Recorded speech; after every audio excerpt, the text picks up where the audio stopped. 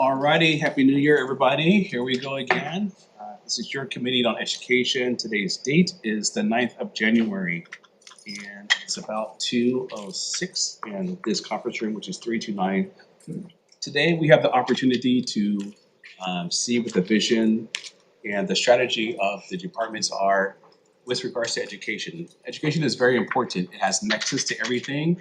We know that it's important for preparing our futures, it's important for preparing our students, and so we want to make sure that we hear what they have to say, and I'm excited about the opportunity in 2006.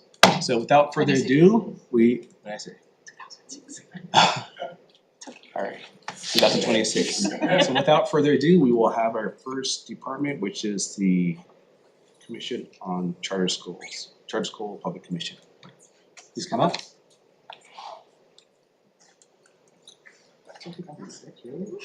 Hey, already. I feel younger already. We're forever in our teenage years. Welcome, Happy New Year. Happy New Year. Ready when you are, Doctor. Okay, well, Chair Wilson, Vice Chair Chica, members of the committee, thank you so much for having us. I'm here with Deputy Director PJ4, our Finance and Administrative Director, Dan Vasconcelos Jr., and our Commission Chair, Dr. Makotoa Allencaster. She actually, Dr. Allencaster will be helping with our introduction, and I'll start the slides and then begin the presentation. All right, thank you. Oh, I should also say, Deanne Goya from our early learning is also here. If there are other questions for her, then she can help. Thank you.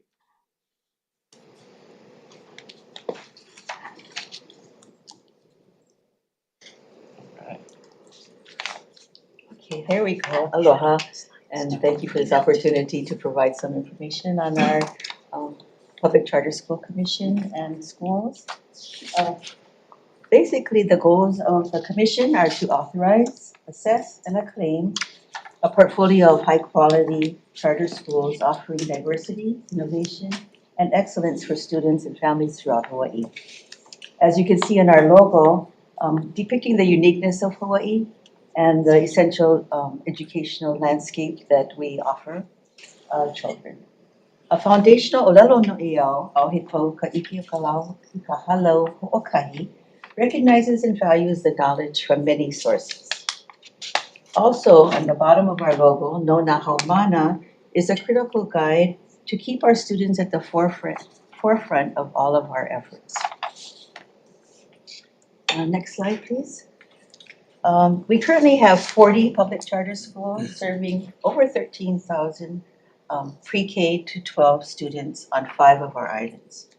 As seen on the map, the majority of our charter schools are on Hawaii Island as well as here on Oahu, 5 on Kauai, and on Maui and Molokai, each having just 1 charter school at this point.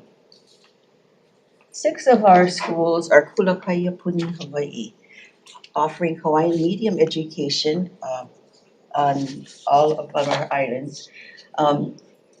And I wanted just to bring to your attention that on Molokai and Kauai, those are the only Kaiapuni schools that are currently operating on those 2 islands.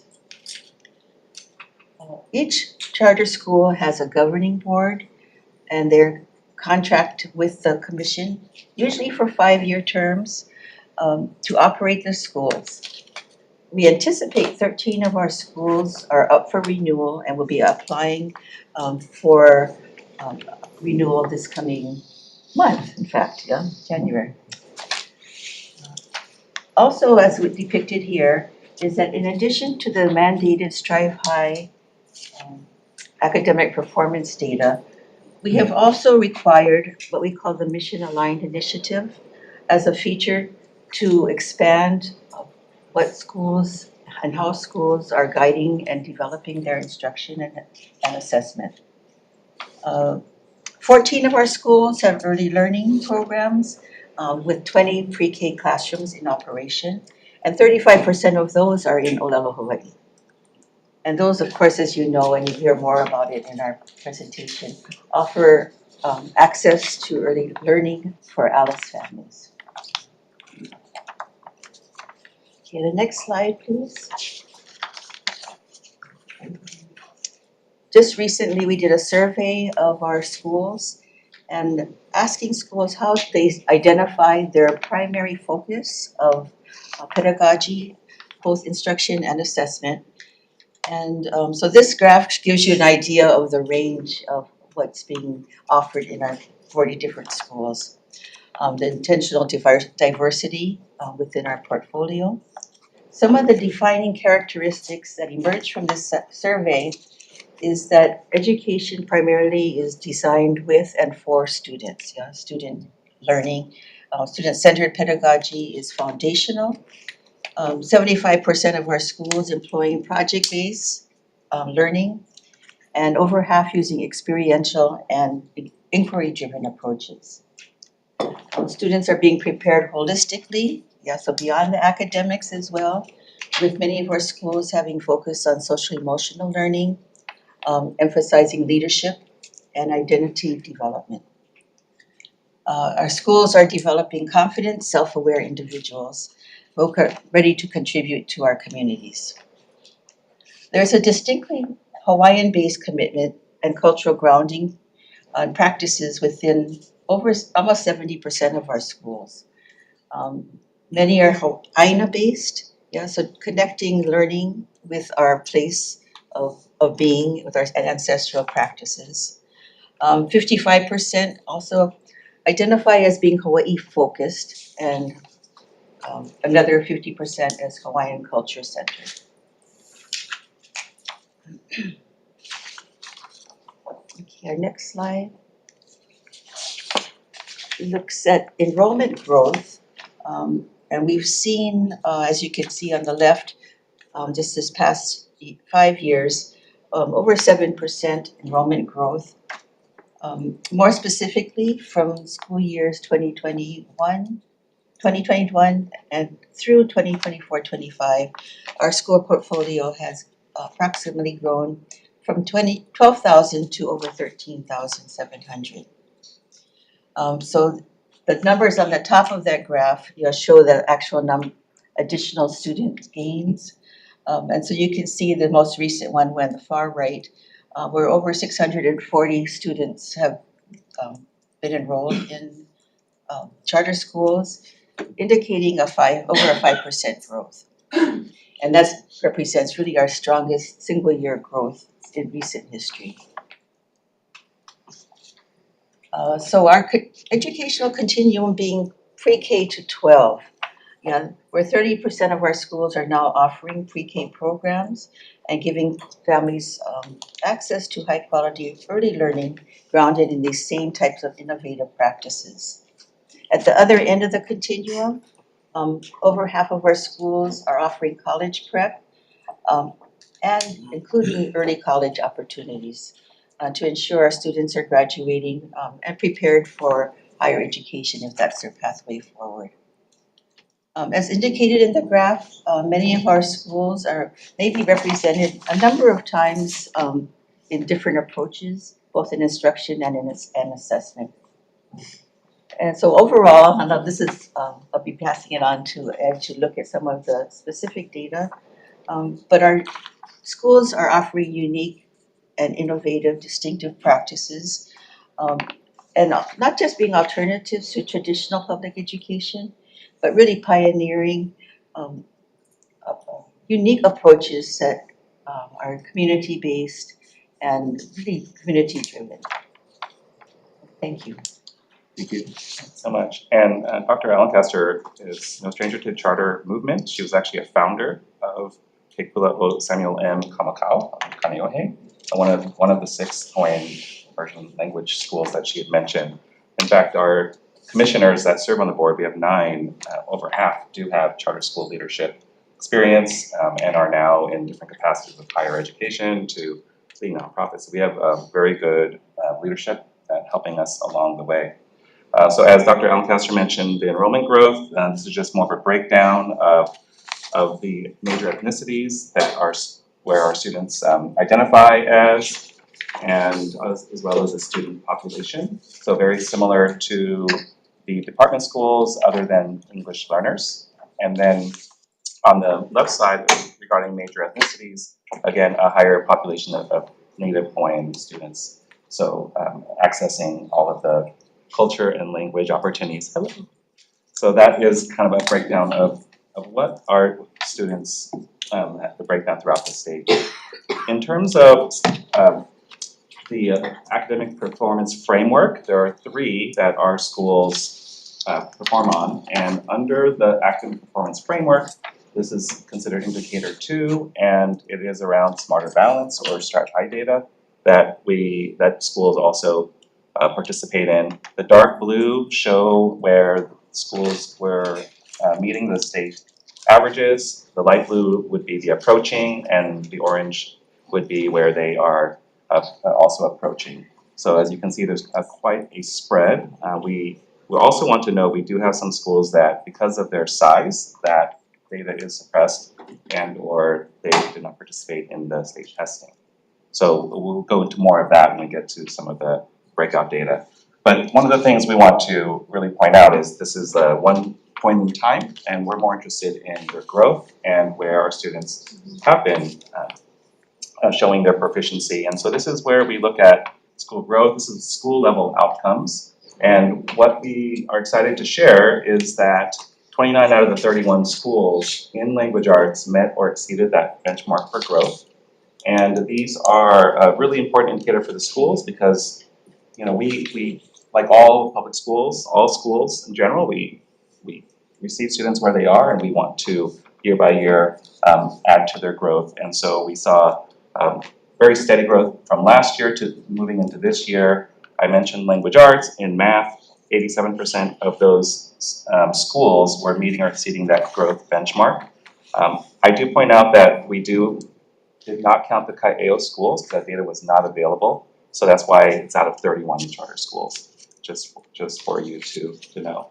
But that's the school level outcomes. When we look at student level outcomes, we also see a story where we have charter schools lagging slightly behind department schools statewide, but meeting those outcomes that we would expect for any student when they're enrolled in one of the charter schools. So we see that gap is pretty consistent between language arts and math, between 2 and 3 percentage points behind their neighboring department schools. So again, we look at as a school, the schools are meeting the benchmarks as a whole, but when we drill down to individual student growth, then that's why there's a slight difference in those percentages. The other measurement that we're really excited about is looking at gap. So similar to the other graph that we shared, so the dark blue is showing that each one of those is aligned to a school, and that is saying that the schools have met that gap for high needs versus non-high needs students. So of course, as a reminder that the high needs students would be our special needs students, our English learners, our socioeconomically disadvantaged students. So as we look at those gaps that could be there for the achievement, we are again really pleased to see that our charter schools are really addressing the gap between, again, their non-high needs peers. And so we see that in math, they're actually closing that gap even at a higher rate. In terms of Strive High, the post-secondary readiness, so we look at these 3 indicators. For elementary, it's 3rd grade literacy, 8th grade for the middle school, and then 9th grade promotion. So we have 67% of our 3rd graders on track, and this is actually an increase from last year, where we were at 43% 3rd grade literacy proficiency. And then again, when we do a comparison to their counterparts in department 3rd grade literacy rates were around 50%. And so it's just, again, a benchmark because, you know, we're a smaller group. We also always want to make sure that we are communicating to our families that our charter schools are meeting the needs of their students as well. We did see a little bit of a drop in the 8th grade literacy, slightly, less than about 8% from last year, but steady, I would say, performance there. And then also a slight decrease in 9th grade promotion. Last year, we were at 96%, so there was a drop in the 9th grade promotion. And these are the three major indicators on Strive High for post-secondary readiness. When we get to the financial performance, so we have the three. I mentioned the academic, which is important, but the financial performance is just as important. So we do have an audit that every charter school will do annually. And this is by a third-party vendor, so we want subjectivity. We want to make sure that we are really being responsible with our funds and making sure that there's a low-risk assessment. And I don't know if Danny wants to chime in a little bit about the framework at all, but he'll correct me if I get off course here. But basically, maybe Danny, you can explain a little bit about the low acceptable to moderate range. Sure. As the executive director Noel stated, our financial performance framework is actually based on our charter industry financial indicators. So this is based off of the National Association of Charter School Authorizers, NACSA. We utilize sort of their model framework to develop our not only our charter contract but also look at the frameworks.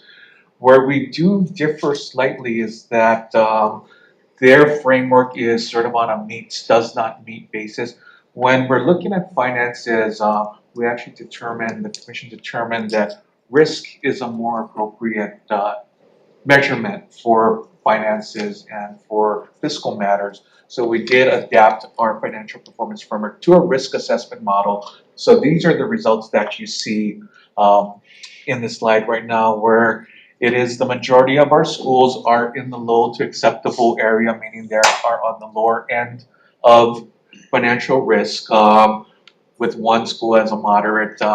We tell our schools moderate is not bad, but it's when you have to really start watching, making sure you're keeping an eye on things and making sure you don't slip one way or another. The one school that did receive a high mark is one of our newer schools. So in this case, they don't have trend data, or in a certain case, they don't have the reserve/days cash on hand that schools that have been in operation for a longer period have. That school is going to have to build up toward that. So that's one of the reasons why we see them in the high category right now, with the hope that as they continue, they'll start to move lower down the risk factor. One thing I do want to add is that, again, these are looking at specifically charter school indicators and not a question of adequacy of funding. So once again, I'll turn it back over to Executive Director. Yeah, thank you, Danny. And we also have a lot of ways of monitoring this, but what we're really proud of our schools is they are engaging in and embracing the audit process. One, it's statute, but the other hand is they're really embracing what they can learn and do some future planning. So again, very proud of the portfolio being in the low acceptable range. And again, not just our opinion, but these are generally accepted accounting principles that guide that work. The other way that I'm really excited to show is our new interactive performance framework dashboard, and it's going to go live to the public. This is all public data. We have a new data analyst who's helped us to look at data visually. So the other graphs were all created by our new data analyst. And basically it is a interactive dashboard that we can drill down at any time by island, by year, by school enrollment size, so that we can do a true comparison. These will be tools that our commissioners will use during renewal or annual performance. And it's something that can really highlight how the schools are performing at any given time. As I mentioned, we have one for each of the frameworks. So that's academic, this is the financial framework. And the different colored dots would indicate the levels of risk, for example, and we can kind of see the overall performance. So we should never get to a point where we're surprised by a school at the end. We should be able to have a pulse on what's happening for each of the schools. And the last framework is the organizational framework. So this is a snapshot here. So at the end of this past year, we had nearly 97% of our schools with overall compliance. I just want to point out that the tall bar there with the 56 items, so imagine each school has at one point in time, over 100 different tasks, and this could be anything from posting agenda minutes to posting agenda announcements, and if they're late, it might count against them. So just wanted to say, even though that's our highs, it's really only 6% of all the compliance that is required. And on the right side, you can see that we have many schools at 100% compliance of their monthly duties. So with this, we wanted to highlight also two exciting programs that we have within our office. And I already introduced Deanne Goya, our Director for Early Learning, and as well as our federal programs. We have two leads, Michael Clark and Cleo Wasaki. And this is just one way that we are really partnering together with the Ready Keiki initiative to address the early learning need throughout our state. And so we're really proud that we can be part of that 2032 goal to ensure that 100% of our students will be served or have opportunities to attend. And one way of doing that is starting the first pre-K only charter schools. So the first one kicked off at Parkway Village, and the second one at Waikiki just this school year. So it's been really exciting. So you can see we have 173 students and over 100 families now that have been able to access free public education for early learning. And that's really going to set them up for future success. So really proud of the work they're doing there. And for our federal programs, we just wanted to highlight the fact that the monies that is through a memorandum of understanding through the Department of Education. So really thank you to Superintendent Hayashi and his team for working with our program leads as they interface with the schools. And that's just kind of a breakdown of the different title buckets there, as well as the identified schools that receive those funds. We're really also proud of the fact that we do have some schools moving out of the comprehensive support improvement category, and so again, it's all because of the focus and attention to continuous improvement and partnerships with the department. And then lastly, we're going to touch on our successes and challenges, and then be ready for some questions that you can have for us. So for success, Kulia Academy did open its doors last year, and they started off 1 grade, and they were the top performing school statewide in both English language arts and math.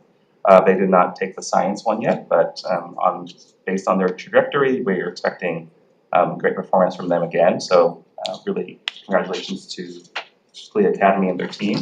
We also did the new charter schools. I mentioned the pre-Ks, but the top one there over in Kilauea, Hawaiʻi is Namahana. And they opened with 6th and 7th grade, and both Kulia and Namahana will be expanding to 12th grade as a slow growth model. The other success that we had was a new strategic plan where we did revisit our vision, mission, values, and goals. And this is just kind of like a placemat to kind of see it all in one spot. But one thing we're really excited about is that shape in the middle called systems, because we want to design systems for continuous improvement, knowing that each of them touches those really important foundational goals that every educational institution and system requires. So we want to be supportive, and we need to be responsive, because again, we are working with our most precious and which are students. So that is our commitment as a commission, and ultimately, as Dr. Alan Tester mentioned, it's so that we can authorize and assess and acclaim high-quality charter schools throughout the state. This is just a model, it's kind of a reminder for ourselves of just how the monies generate for per pupil. This is just the formula and how the different EDN buckets that we derive our per pupil funding. So it is intricately tied to the department's budget, and so again, it takes a lot of partnership, a lot of work with superintendent and his team. So we're very grateful for that. Again, challenges. Well, we do have some challenges around this. We did a non-renewal of a charter school just this past year as well. So Kamalani Academy in Wahiawa did close its doors. Unfortunately, it's kind of a challenge and a success, because we were able to make sure every one of those students did get placed in a school that in their neighboring areas. So Deputy Director Ford really led that effort in the closure protocol and interfaced with all the neighboring schools and made sure that that chapter closed cleanly. So it was sad, but definitely something that we never want to have to do, but we know that we must do when the time becomes necessary. The other challenges around funding issues, I mentioned the federal program. Again, I think we're all kind of wondering what's going to be happening with the federal dollars and the impact it will have thus, so that becomes something of a challenge. And then we just have to always mention that the per pupil does not include facilities funding.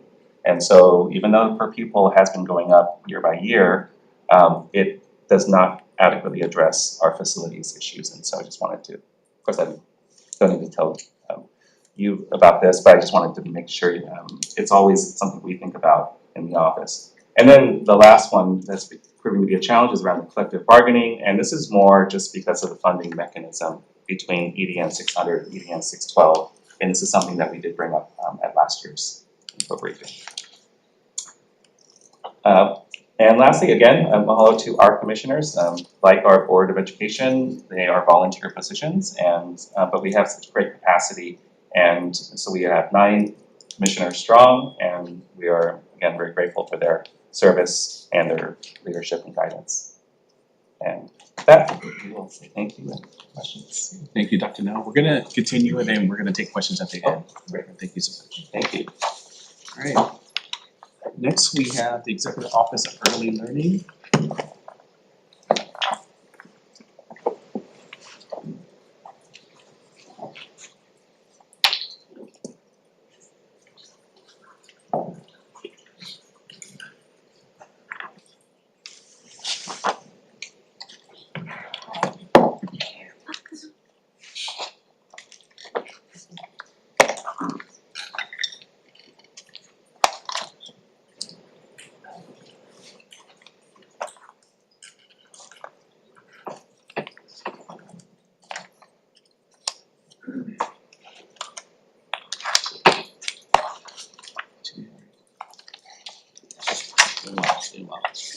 Good to see you.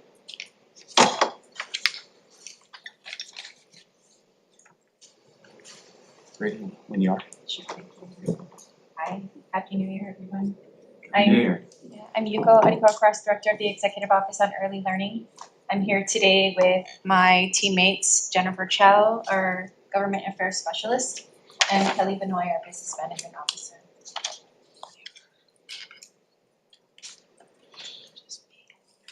So the Executive Office on Early Learning, our vision is that every child in Hawaii has access to high quality early childhood development and learning experiences, which lay the foundation for lifelong well-being. Our mission includes our strategy as well, which means through collaboration and partnerships, we work to establish a system that ensures a solid foundation of early childhood development and learning for Hawaii's young children, prenatal to 5, meaningful engagement and supports for their families, and a stable, competent, and supported early childhood workforce. Our office has 2 primary functions: to coordinate and improve the early childhood system. We also host the Head Start State Collaboration Office, Director in our office. And we also work in partnership with the Hawaii Department of Education to administer one public pre-K option, which is the EOEL public pre-K option. I wanted to share a highlight at the start. I wanted to introduce you to First 5 Hawaii. The Hawaii P20 Partnerships for Education and Executive Office on Early Learning applied for and were accepted to a preschool development grant back in 2022. And through this grant, Hawaii Children's Action Network, or HCAN, worked to develop this common eligibility portal. So families in our communities can now go to First 5 Hawaii and enter their basic information, and it will screen them across 18 different programs in Hawaii that cross early learning, health and safety, food and nutrition, special needs and early intervention, and parenting, family support, and even housing. And we're really excited about this. It's live now. And if you'd like any toolkit materials, we can always get that to you. The other exciting piece that we have been working on that will be released shortly is the Children and Youth Fiscal Map. So Hawaii Early Childhood Action Strategy and Executive Office on Early Learning partnered with the Children's Funding Project. And we created together this youth fiscal map with a lot of support from the budget holders of the state, of different departments in the state in Hawaii. And so this tracks public investments for children from 0 to 24, from 2019 to 2023. And it looks across the whole funding landscape from state, federal, and federal relief funds. And it looks at how Hawaii is attempting to address outcomes, services, different age groups, and populations across Hawaii. So as soon as we get the release from the Children's Funding Project, we'll definitely make it available to everyone here. So again, as I mentioned previously, we did have the preschool development grant. It was a renewal grant. It was just shy of $20 million that we had been working on over the last 3 years. We have a nice booklet here that we can always give to each and every one of you, and it highlights all of the work that's been done across the early learning system, looking at our comprehensive needs assessment, looking at a strategic plan, looking at family engagement, supporting the workforce, looking at program quality improvement, and looking at quality and expanding access to programs. A part that came out of the preschool development grant is the newly revised Hawaii Early Childhood State Plan that is from 2025 to 2030. We just completed at the very end of December, so we're looking to do a nice launch sometime soon. And so what was really exciting about this is that we found community partners from across the whole landscape to think about what do we hope for our children and our families in Hawaii. That can cross Ohana health, safety, and well-being, Ohana partnerships with and engagement, development and learning, workforce, access, and also looking at our systems, which includes data management and data sharing agreements.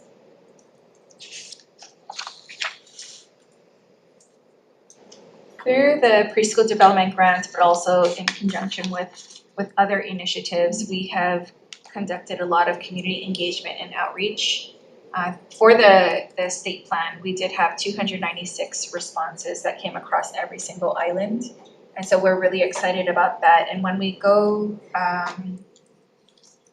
out to do community engagement and outreach, we like to share a lot about all of the things that are available to families, and including public pre-K, but also charter pre-K, Head Start subsidies, and depending on which community we're going to and what the needs are of the community, we'll bring different resources and materials with us. As a part of our preschool development grant and also looking forward, the only request that we're looking at this year is to sustain this momentum is turning the FTEs for our positions to continue this community outreach and engagement, and also to take a look at the work that's actually now in the state plan that we're looking to implement, and also to continue to support the evaluation of the whole early learning system and the different programs within to see how we can fine tune and improve the work that's happening across the early learning field. So thanks to the support of the legislature, the governor, and the lieutenant governor, and our Ready Keiki partners, the number of EOEL pre-K classrooms have more than tripled since 2022. So you can see this chart of the expansion that we have been a part of. So we now sit with 89 sites, 117 classrooms. We have 2,275 seats. And as of January, earlier this week, we had a total of 4,979 applications to our EOEL public pre-K, with 3,491 unique applications because we had 42 pairs of twins. And we are also happy to report that EOEL met 10 out of 10 benchmarks on the latest NEAR public pre-K report. Our charter school partners also did as well. And when we look at quality in public pre-K, we are looking at these elements here that have been defined through NEAR's research, which includes taking a look at our curriculum supports, teacher credentials, looking at professional development, class sizes, ratios, screenings, and our continuous quality improvement. Thank you. We know that the most important people are the people who are typically in front of the children, and everybody else supports the children. And so we are really thrilled with our early childhood educator stipend program. To date, we've had 162 recipients. There's 163 because one person has gone through 2 times, which means they have taken 1 degree credential and gone on to their next one. And we've had 61 completers that have come out of our stipend program and are now across the early childhood field. So not only do some of them come into EOEL public pre-K, but they also do enter Head Start and other charter schools and other community-based programs. Everybody is on this effort of Act 46 to increase access to 3 and 4-year-olds. So our benchmark right now is that 50% of the unserved children, and we are marking it from 2020 when Act 46 passed, but 50% of the currently unserved children will have a seat by 2027, and 100% of all children who are 3 and 4 will have a seat by 2032. So in this data set, what you can see on the bottom line are the supply, and then the line that is starting at the top, about 36,000, and on a downward trajectory is actually the 3 and 4-year-old population in Hawaii. And so with the increase of seats that we are on right now, it looks like we are on target to hit that first benchmark of having 50% of the currently unserved children having a seat in 2027. And then we can only project out to 2032 if the population were to start to even out and go flat, if the seats stayed flat, or whether the population declined, and it would also look differently if our seats continue to increase. And all of these are factors in hitting that target by 2032.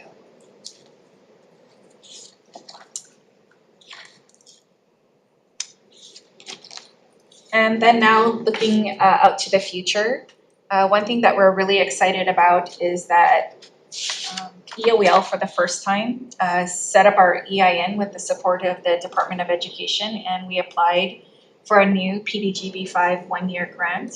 The structure of it is different now because it used to be a 3-year grant and now it's a 1-year grant.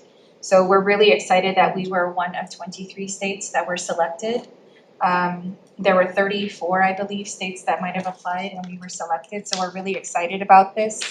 And so this is something that we will be working on moving forward, in addition to the new 25 classrooms that will be opening in 2026. And so the legislature authorized our classroom seats for next school year. And so we will be working on supporting our teachers, administrators, and staff of our existing schools, as well as the new schools that'll be joining EOEL for next school year. Okay, thank you so much. We greatly appreciate it. We're gonna hold questions until the end. And then last and not least, for today, we have the Hawaii Department of Education, Superintendent Hayashi.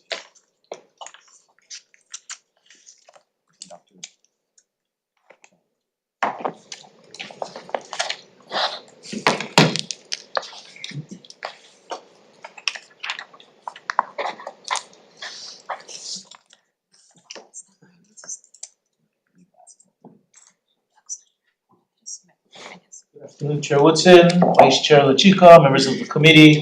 Thank you for the opportunity to be here today. Thank you. Happy New Year.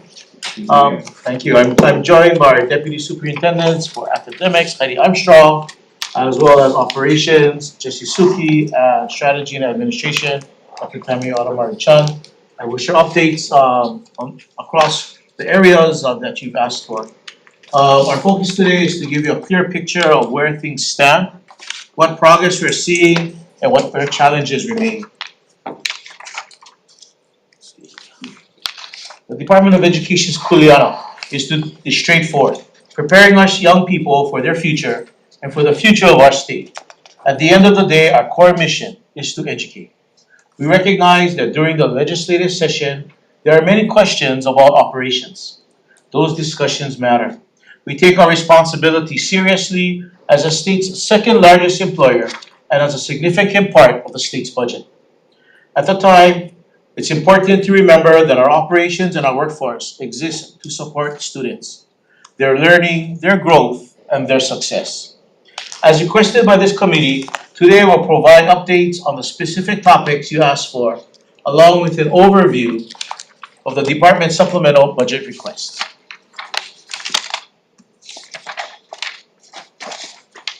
The National Assessment of Educational Progress, or NAEP, shows that Hawaii has made real gains in academic achievement, both in our test scores and in how we compare nationally. NAEP is the only true apples-to-apples comparison across states. What this slide shows is fourth grade reading performance. Over the last 2 decades, Hawaii has moved from the bottom 10 states to the top 15 nationwide. Fourth grade reading is currently our strongest academic area, and this long-term improvement reflects sustained focus and effort over time.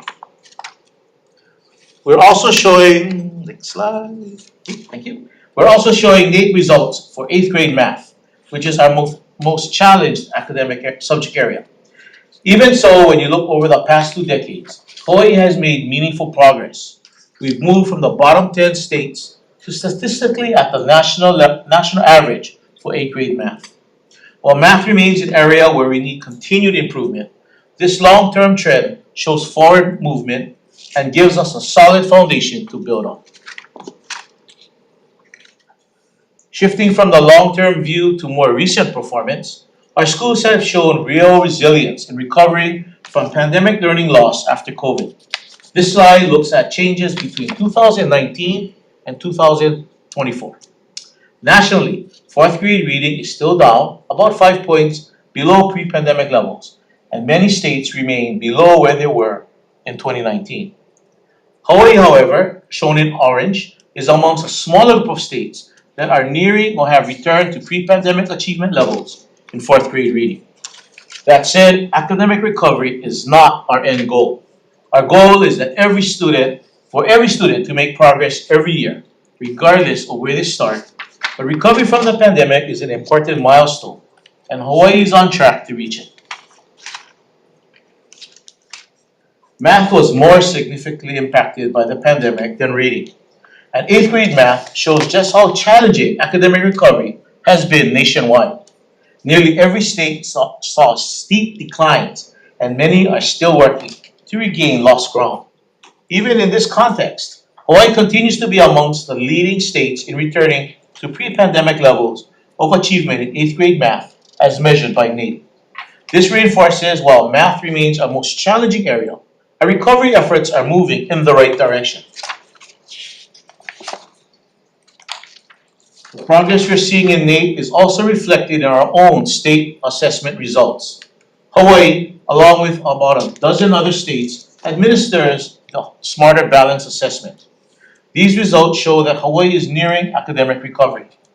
Our most current proficiency levels are essentially the same as pre-pandemic levels. We're fractions of a point away, and the bars appear equal because of rounding.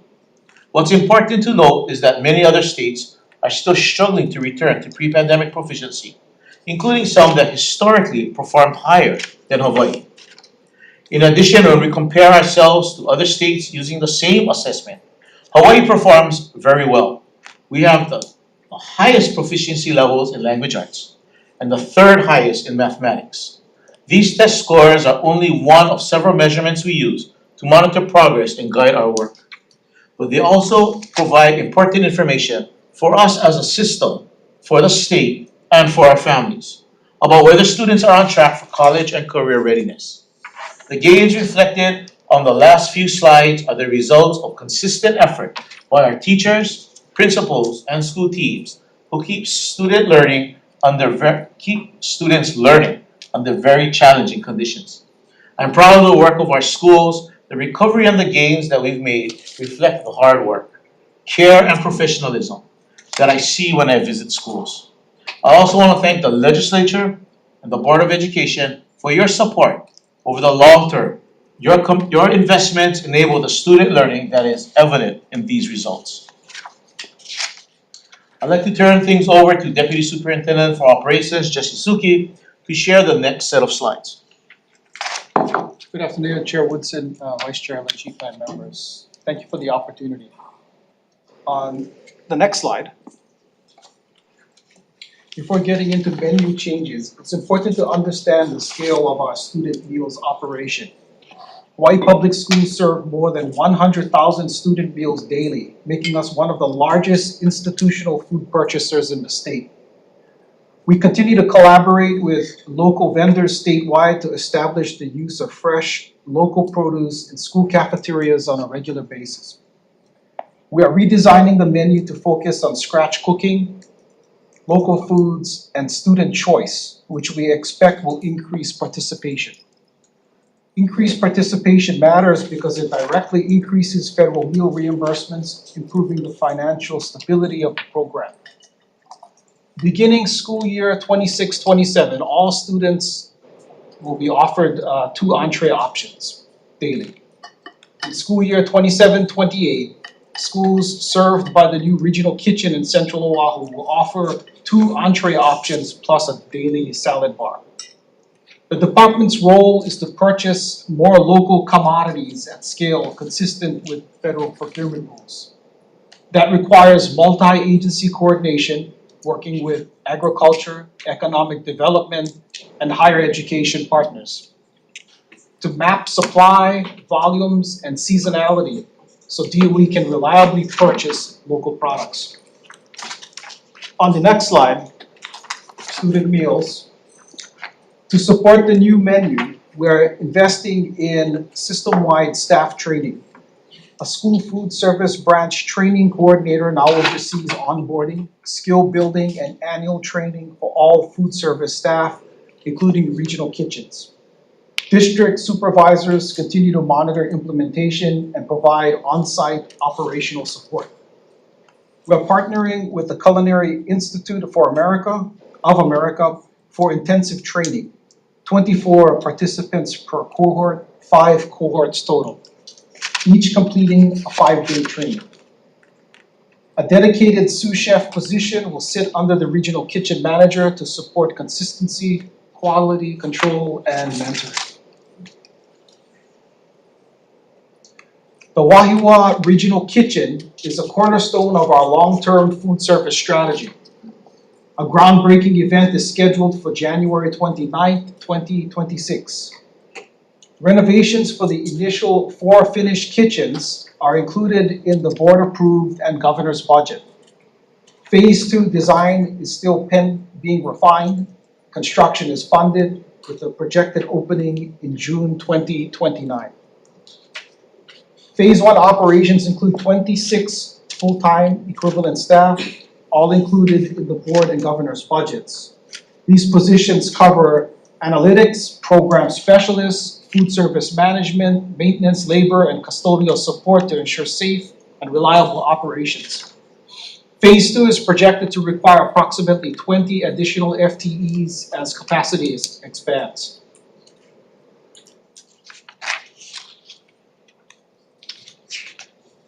On the next slide, regarding subsidized school meals, I want to start by thanking the legislature for your support in expanding access to free school meals for students who need it.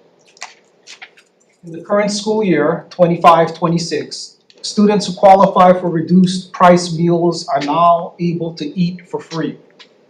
That change was supported by a $565,000 appropriation based on participation patterns for breakfast and lunch.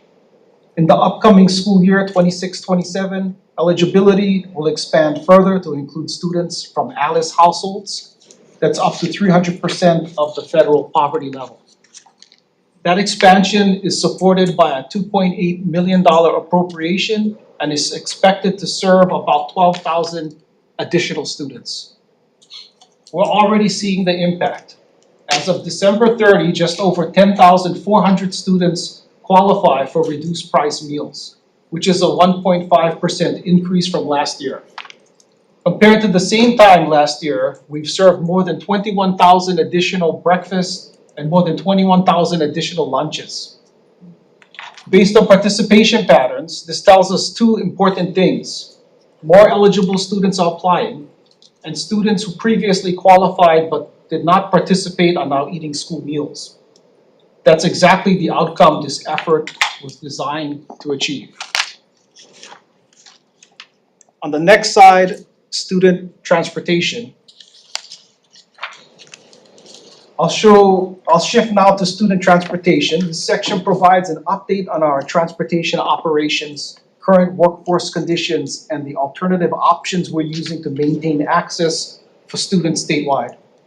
Transportation remains one of our most operationally sensitive services, particularly because of ongoing workforce shortages and the geographic realities of serving schools across the islands.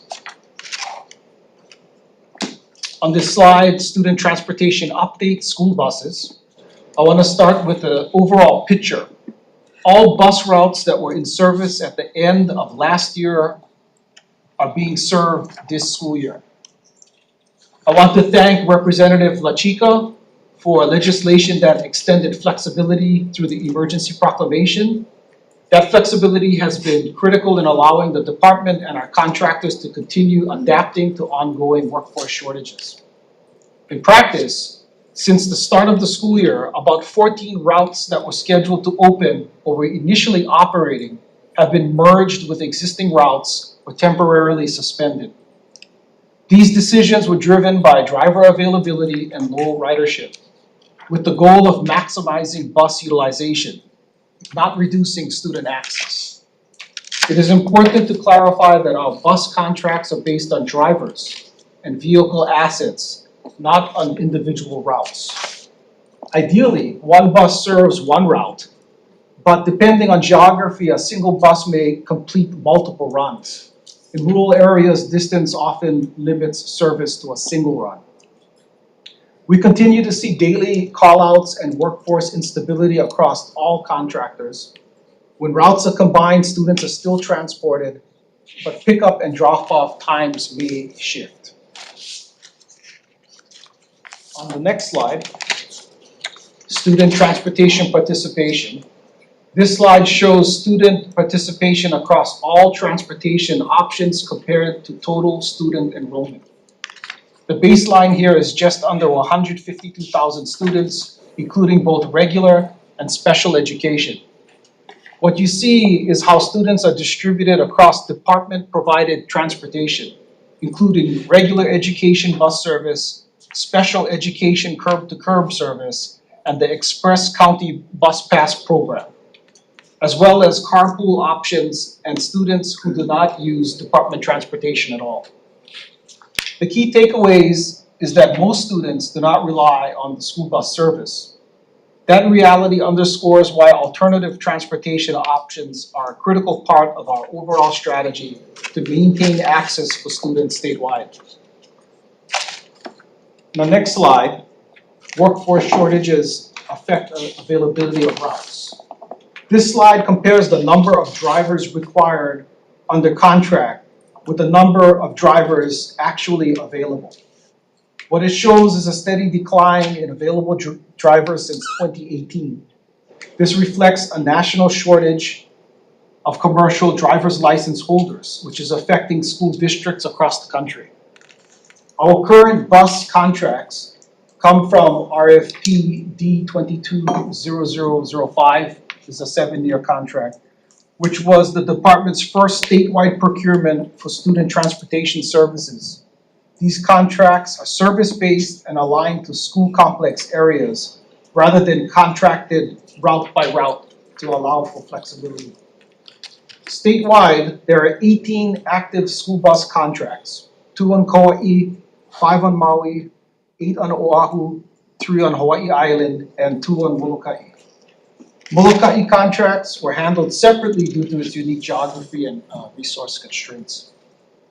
We're now in the second year of these contracts. Because there were no major service area changes this year, contractors have had greater stability to recruit drivers who are familiar with the communities they serve.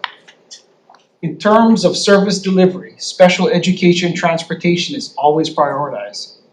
When special education drivers are unavailable, regular education CDL drivers are reassigned to cover those routes, because these services are required under federal and state law. On the next slide, Express Program and Go Kid Carpool Pilot.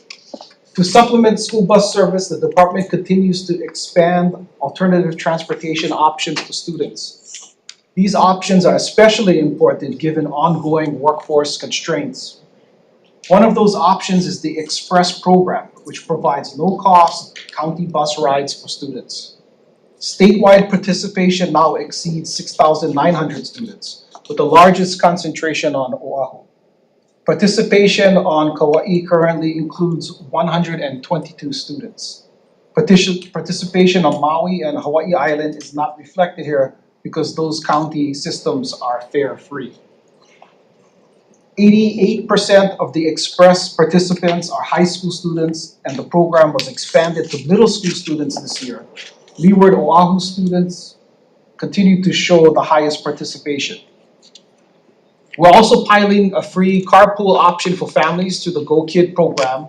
All complex area superintendents and principals were surveyed about interest in participating. We launched this program this school year in Central Oahu and Upcountry Maui. Overall participation currently averages just over 3% in both Central Oahu and Upcountry Maui, with 303 families registered to date.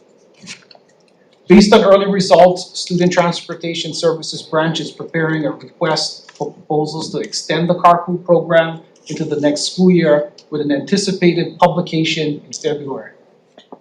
Parent involvement through the PTSAs and on-island Go Kid support have been key to building trust and awareness.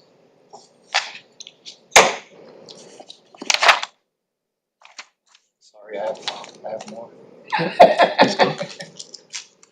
On this next slide, addressing bus driver shortages. Addressing the driver shortage requires a long-term workforce strategy. This is not something that can be solved overnight. On the workforce side, Leeward Community College offers a CDL program that includes the S endorsement required for school bus drivers. Oahu residents may qualify for tuition assistance through the Good Jobs Hawaii initiative, which helps lower barriers to entry. We're also working with Hawaii Community College to expand CDL pathways on the Big Island and partnering with the Chamber of Commerce's transportation sector to support recruitment statewide. I also want to touch on Act 140. Again, this was introduced by Representative Lachika. Act 140 provides flexibility in the types of vehicles that can be used for student transportation, including motor coaches. And it also affects driver qualification requirements. In response, our contractor GTI is subcontracting with Polynesian Adventures to provide regular education service for Aliamanu Middle School and Moanalua High School using motor coaches. All drivers serving DOE students have been cleared through the department's employee background check office. In addition, both GTI and Roberts Hawaii have hired drivers with CDLP endorsements and are covering the cost of those drivers to complete training to obtain their CDL-S endorsements. From a procurement standpoint, we are not amending existing contracts to broadly add motor coaches at this point. Doing so would raise scope and procurement concerns, and only one contractor has access to non-school bus vehicles, which also raises equity concerns across the contracts. Concepts from Act 140 are explored in future solicitations, and we are looking into that for retrofitting into current contract rather than into current contracts. Looking ahead, our focus is on using data to ensure consistent seat utilization, supporting contractor recruitment, and reinstating or adding routes in underserved areas as new drivers are onboarded.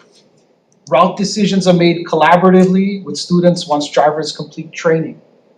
Transportation remains a daily operational challenge, but our approach is to maintain service, prioritize students with the greatest need, and expand flexible options while we rebuild workforce capacity. On the next slide, we move into capital improvement program.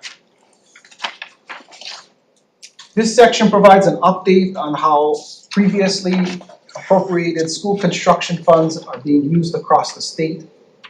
The slides that follow summarize current expenditures, contract status, and remaining balances for active capital projects through fiscal year 2026. Our focus is on moving projects forward responsibly, aligning funding with project readiness, and maintaining transparency in how these public funds are expended. On the next slide, projects with available funds through fiscal year 2026. These are funds from Act 164 and Act 230. This table shows how the department is using previously appropriated school construction funds under these acts combined. As of January 8 report to the Board of Education, we have the link up there. So the charts show all the projects that we're working on. About 5% of the total reflects lapses that includes prior lapses that have already occurred under Act 250 2025. Only about 1% is currently proposed to lapse. The remaining approximately 95% of the appropriation is either expended under contract or preserved to complete active projects. In other words, nearly all of these funds are being used or retained to move projects forward and see them through completion. To give a sense of progress, between July 1st and December 19th of this fiscal year, the department completed 23 construction projects totaling approximately $235 million. A more detailed breakdown of the project categories is included in that attachment to the link there for the board member. On the next slide, project status and contracting schedules. This table shows how projects funded under Acts 164 and 230 are distributed across different stages of work. Projects contracted for design, contracted for construction, that are planned to be contracted within the allowable timeframe shown in the chart. Taken together, this confirms that the department has an active and balanced pipeline of capital projects with funding aligned to the appropriate phase of work. Projects identified as to be contracted represents funds that are being preserved for upcoming procurements rather than uncommitted or idle funds. These are projects moving through the planning and readiness steps in advance of contracting. On the next slide, status of projects with balances greater than $1 million appropriated from 2005 to 2022. These projects are in different stages, as shown in the chart, including active construction, design, final closeout and land acquisition, and in a small number of cases, legal delay. The majority of the remaining balances are tied to projects that are actively under construction. When viewed together with the previous slides, this confirms that capital improvement program funds are being actively managed and are largely committed to existing projects rather than sitting unused. I'll now turn over the next slide set about the Lahaina employee workforce housing to Deputy Superintendent Tammy Fri. We're excited to share with you the progress on DOE's workforce housing project in Lahaina. That project is moving along very well. This is a $20 million project that's funded both by CIP and major disaster funds allocated by the governor. This is a 47-unit project on our Lahaina Schools campus. The project is managed by our Office of Facilities and Operations, and Dowling Company is our project partner. Dowling did the design and construction, and they will manage the property in the short term. The rents are affordable, and lower rents are available for employees whose household incomes are up to 65% AMI.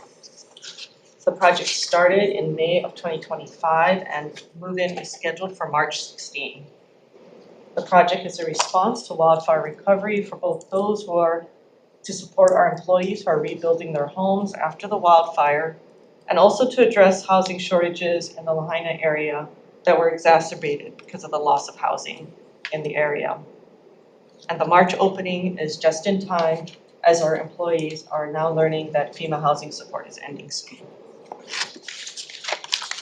I'm gonna transition here now to talking about the supplemental budget request, but first, I'm gonna talk to you about what's happening with the fiscal 26 budget that was appropriated in the biennium. As with other state departments, because we saw restrictions on the budget because of uncertainty regarding the federal budget situation and the Council on Revenue's projection in May. In addition, in October, the department was notified of some additional restrictions, and you can see them listed here. Since then, some of them have been released, but we're continuing to work with the governor's office to explain the urgency of the funding here. And these are appropriated funds for priority areas that are currently in discussion with the governor for use. Okay, moving to the supplemental budget request for 27. The Department of Education is presenting a lean and focused budget. What you see here is a summary of what was presented to the Board of Education. In total, it's a request for $5.8 million. It is a much more modest request than you usually see from the Department of Education. As you know, we have many needs to support our schools. But in recognition of the budget situation and instructions from the governor, we made this lean and focused request to give you an idea. In comparison, the last time we came in for a fiscal year that was supplemental, our request was $198 million. But we are optimistic about the request. There's some optimism because the Council on Revenues showed some improvements this week. And you can see the various buckets that we've presented here. I'm happy to describe the detail of what's in the various buckets of what the Board of Education has approved, but perhaps we can leave that for questions. Okay, we'll be doing a more detailed presentation next week to the House Finance and Senate Ways and Means Committees. The summary of our changes here. Okay, so we submitted, what you saw was the Department of Education's request that was approved by the Board of Education. We submitted that request to the governor's office, and what you see here is summarized comparing our Board of Education request in blue, $25.8 million, to what's in the governor's budget on the right. We saw the governor's budget including regional kitchen items, but then reducing the biennium budget appropriation to reduce $30 million of preventative maintenance funds. So the net effect is the overall reduction compared to biennium appropriation, the overall reduction of $20.4 million. And you can see in the next slide a little bit more detail of what the governor's executive budget approved. Starting on the left, you see the reduction of $30 million in general funds for general operating funds regarding preventative maintenance. And then following that to the right are the support for regional kitchens, which was included in the executive budget. The next four items are really not funding per se. These are trade-offs. We have been engaged and committed to looking at the DOE budget and reallocating existing funds to current priorities, and those changes reflect that. So as we look ahead for fiscal 27 and beyond, the priority is to sustain the momentum that we have for positive student outcomes. That said, we do have some challenges that we're seeing. The first is uncertainty, the federal education role in funding. We are currently awaiting congressional action on the budget, the education budget. So our funding for schools or federal funds for next school year depend on action by Congress. We are also looking at inflation for non-payroll costs as the cost of goods and services increases. We also continue to be challenged by recruitment and retention for our workforce. We are looking at taking action to address changes in student enrollment. We see this includes requests in the budget for new campuses where population is growing in certain parts of the state. And then we are also looking at our schools and reviewing enrollment where population is shifted from. And finally, the condition of our school facilities continues to be a challenge. And with that, I'm gonna pass it back to the Deputy CP to talk about the CIP reform. Thank you, Ken. So for the first bit where I spoke about CIP, that was the request by the committee for sort of a snapshot of where the program is. This is about the supplemental budget request. So this slide, prioritizing statewide facilities needs. These priorities come from the department's supplemental capital improvement projects budget request for fiscal year 26-27. The department's CIP request is significant because we manage over 21.5 million square feet of facilities across over 4,000 structures and approximately 266 sites statewide. We appreciate the legislature's continued support of the lump sum approach to CIP budgeting, which really has helped move projects. The department has reevaluated and will continue to reassess CIP and deferred maintenance priorities with an updated perspective. We continue to refine our prioritization process to better distinguish necessities from wants. Much of this request is organized into the 11 lump sum categories and buckets, which provide an efficient and manageable way to group facility and infrastructure projects. We continue to work closely with complex area superintendents and principals as we implement the department's CIP program and identify priorities. We also engage with legislative leadership and other partners to help provide clarity on the status of CIP projects. I think either today or maybe on Monday, we'll be sending around a periodic letter to all legislators letting you know what project status is in your district. Overall, this request reflects a continued step forward toward a more fiscally responsible, targeted, and sustainable approach to addressing the basic infrastructure needs of a changing public education system. On the next slide, supplemental CIP budget request for 2027. This slide compares the Board of Education approved supplemental CIP request, which is in dark blue, with the governor's executive budget request, which is in light blue. The board approved $784.4 million, and when combined with Act 250, which is passed in 2025, the total is $950.9 million. The executive budget request includes $475.5 million. The table shows how the executive request differs from the board-approved requests across the lump sum categories.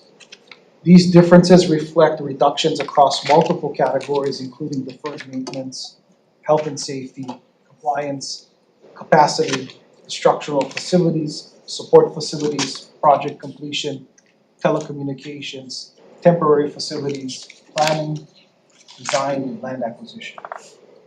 This slide provides transparency into how the overall request was adjusted and how funding levels have varied by category. In the next slide, board-approved supplemental CIP request. This slide highlights the department's funding request include construction of the replacement school for King Kamehameha III Elementary School in Lahaina and the new construction of the East Kapolei Elementary School in West Oahu, which is sorely needed. It also includes funding to begin planning and design for the Coral Ridge Elementary School.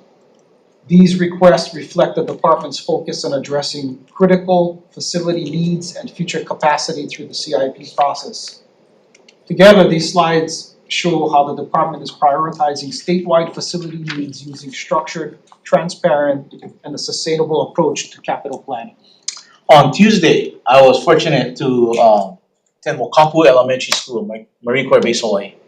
And that was a new build that Office of Facilities and Operations undertook. Funds were released in 2023-24.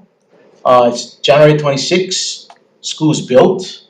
It is amazing. I invite all of the Ed Committee members, if you would like to do a visit to the school, let us know, we'll take you there. When we talk about a school that is designed and created to support student learning, to support innovative and engaging activities for students, you gotta come in and visit Mokapu. It is truly wonderful, and I wanna thank our facilities office for getting that done in, I think about 3 years, once the funds are released. Yeah, so thank you. And so that invitation remains open, so please let me know if you'd like to do a visit. Okay, next slide. At the core of the Department of Education's work is simple. It's a simple charge to educate Hawaii's children. This year, we are updating the state's vision of a Hawaii public school graduate. The vision, prior vision actually served us well, but it's been nearly 20 years since it's been revisited and revised. Our revised vision builds on the foundation and recommits us to preparing graduates who are both globally competitive and locally committed.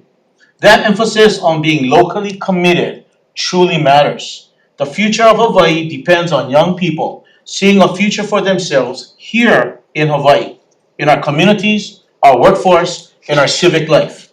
I want to thank you for your continued care and attention to our schools, to our employees, and most importantly, to our students.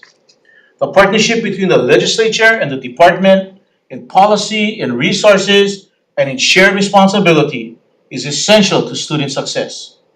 We approach this work in the spirit of Ne Papa, working together in unison toward a common goal. We look forward to continuing that work together with you.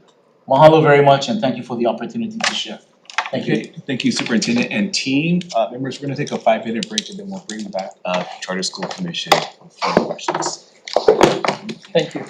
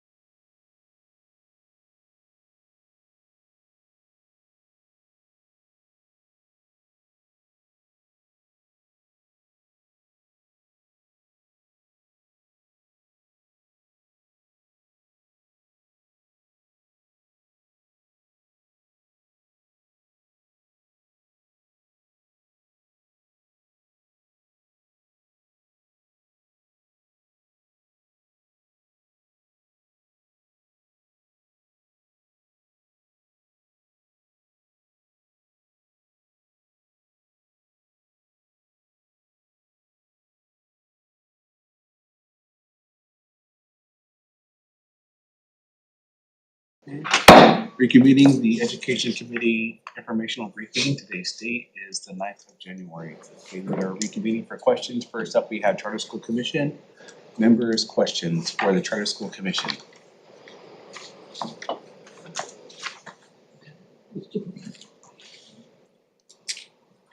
Sure.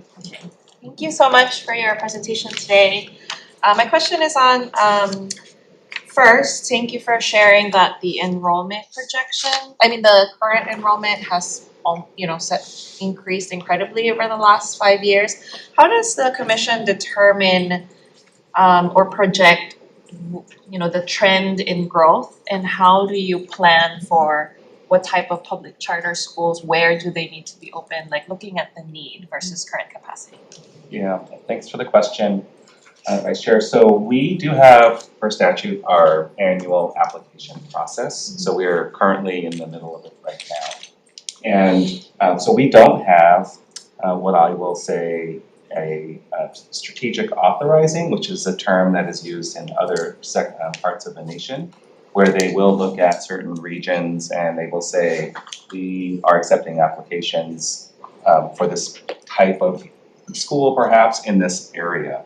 Right now, it is a statewide open application process. That's how it currently is. The only time we did a very specific restriction is when we did a pre-K only for this last round, and they had to be currently operating preschools because they were the most ready to begin. They had a very quick turnaround. Other schools, they have a pre-opening, so it's once they get approved, 1 to 2 years to open. And then the next part of the question is on the slow growth. So we do have some indicators around wait lists. Interest, each school will have, will keep their own internal list of what that wait list is. We also know that every spring during the enrollment projections, that's when we'll get the first kind of glance of where our schools, how they're growing, and what their requests are. Well, thank you for sharing that. I do see that in the mainland where there's opportunities for different types of educational opportunities. You already have like certain niche, right? Like you have Hawaiian immersion, you have project-based learning. Is this something that the commission is looking towards, like in terms of as you are growing and continue to grow, looking at approaching a community and saying, maybe right now you need a charter school is needed in this area. In a certain area. Yeah, we have talked about that, and I know PJ has definitely talked about this. We've talked about this a lot, and he has a lot of exposure to the national network of authorizers. So he has a little more context around strategic authorizing. PJ, you want to say a little bit? It's certainly something we could look into as the authorizer, identifying areas that might be open to a charter school serving the needs of that community. We could target applications. That would be a discussion with commissioners with our annual application cycle, and see if we can approach commissioners and see if that's something they would be interested in. It would require us doing a bit more research around different regions, perhaps. But we also have a strong focus on community-based authorizing, right, and community-based charter schools. So typically it's organically generated from the community that they're intended to serve. But certainly that's something we could pursue with commissioners and ask around and see if that's an opportunity. Thank you. And then my second question is on the academic performance piece. You showed the point in time for this year, but what is it in relation to how we were last year? Did we improve? And for what you shared with math and language arts. So out of the 38 schools, am I reading it? Oh no, it's here in the top. It says 21 schools fall below the state for language arts and then 23 for math. So based on how we've been doing in the past, can you highlight any types of interventions? I know it was mentioned some type of standardized curriculum, is that what I heard? Or some type of approach to curriculum, but what would you like to share about? Sure, yeah, I don't have the trend data in front of me, but we'll definitely get that to you. We do I mentioned Kalia Academy, so again, they were the top performing in the entire state, so that's it definitely is part of the, factored into the trend data. So we'll get you that one for sure, so you can see over time. What we do have in place is the academic performance framework and the annual reporting. So we do an annual report every year, and that for every charter school, we get a snapshot into their academic performance, their financial and organizational pieces, and that's all part of the large report that we do provide. So we do have those indicators in place with monitoring. And in terms of curriculum, this is one of the conversations around charter schools, that charter schools do have the autonomy to develop the instructional modes and offer curriculum that best meets the needs of their students. So it's really, I wouldn't say we have a standardized one, but we also have a lot of schools that they do best practices. So when you walk into a charter school, it'll feel like a school, wherever you take them. I did have an opportunity to visit with Kulia Academy, and so very impressed with how they smaller enrollment, but with what they're doing around AI especially. My last question is just, you provided a slide on the post-secondary readiness percentages, but do you have information on our UH or college enrollment rates? We don't have that one yet. I did meet with the executive director, Stephen Schatz. We did talk about getting an update because they came out to our charter commission and did a presentation. And we said that was really well received, and so we're getting him to come back and do another report out for us. I do know that at last year's presentation, we did have that post-secondary readiness data, and that's something I can also follow up with you. So you will be able to provide, okay, thank you so much.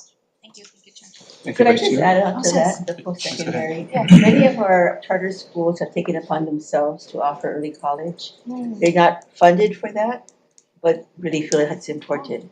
And so we have quite a few of our students, and I don't have the direct number, but they're graduating with their high school diploma as well as their AA or AS. I think if you can share which schools are doing that, I'm sure our higher education chair, Representative Garrett, would also be interested to see how that's being modeled in the charter school space. Yes, happy to visit. Thank you. Who's paying for their early college? Is that coming out of the charter schools per pupil? Yes, it is.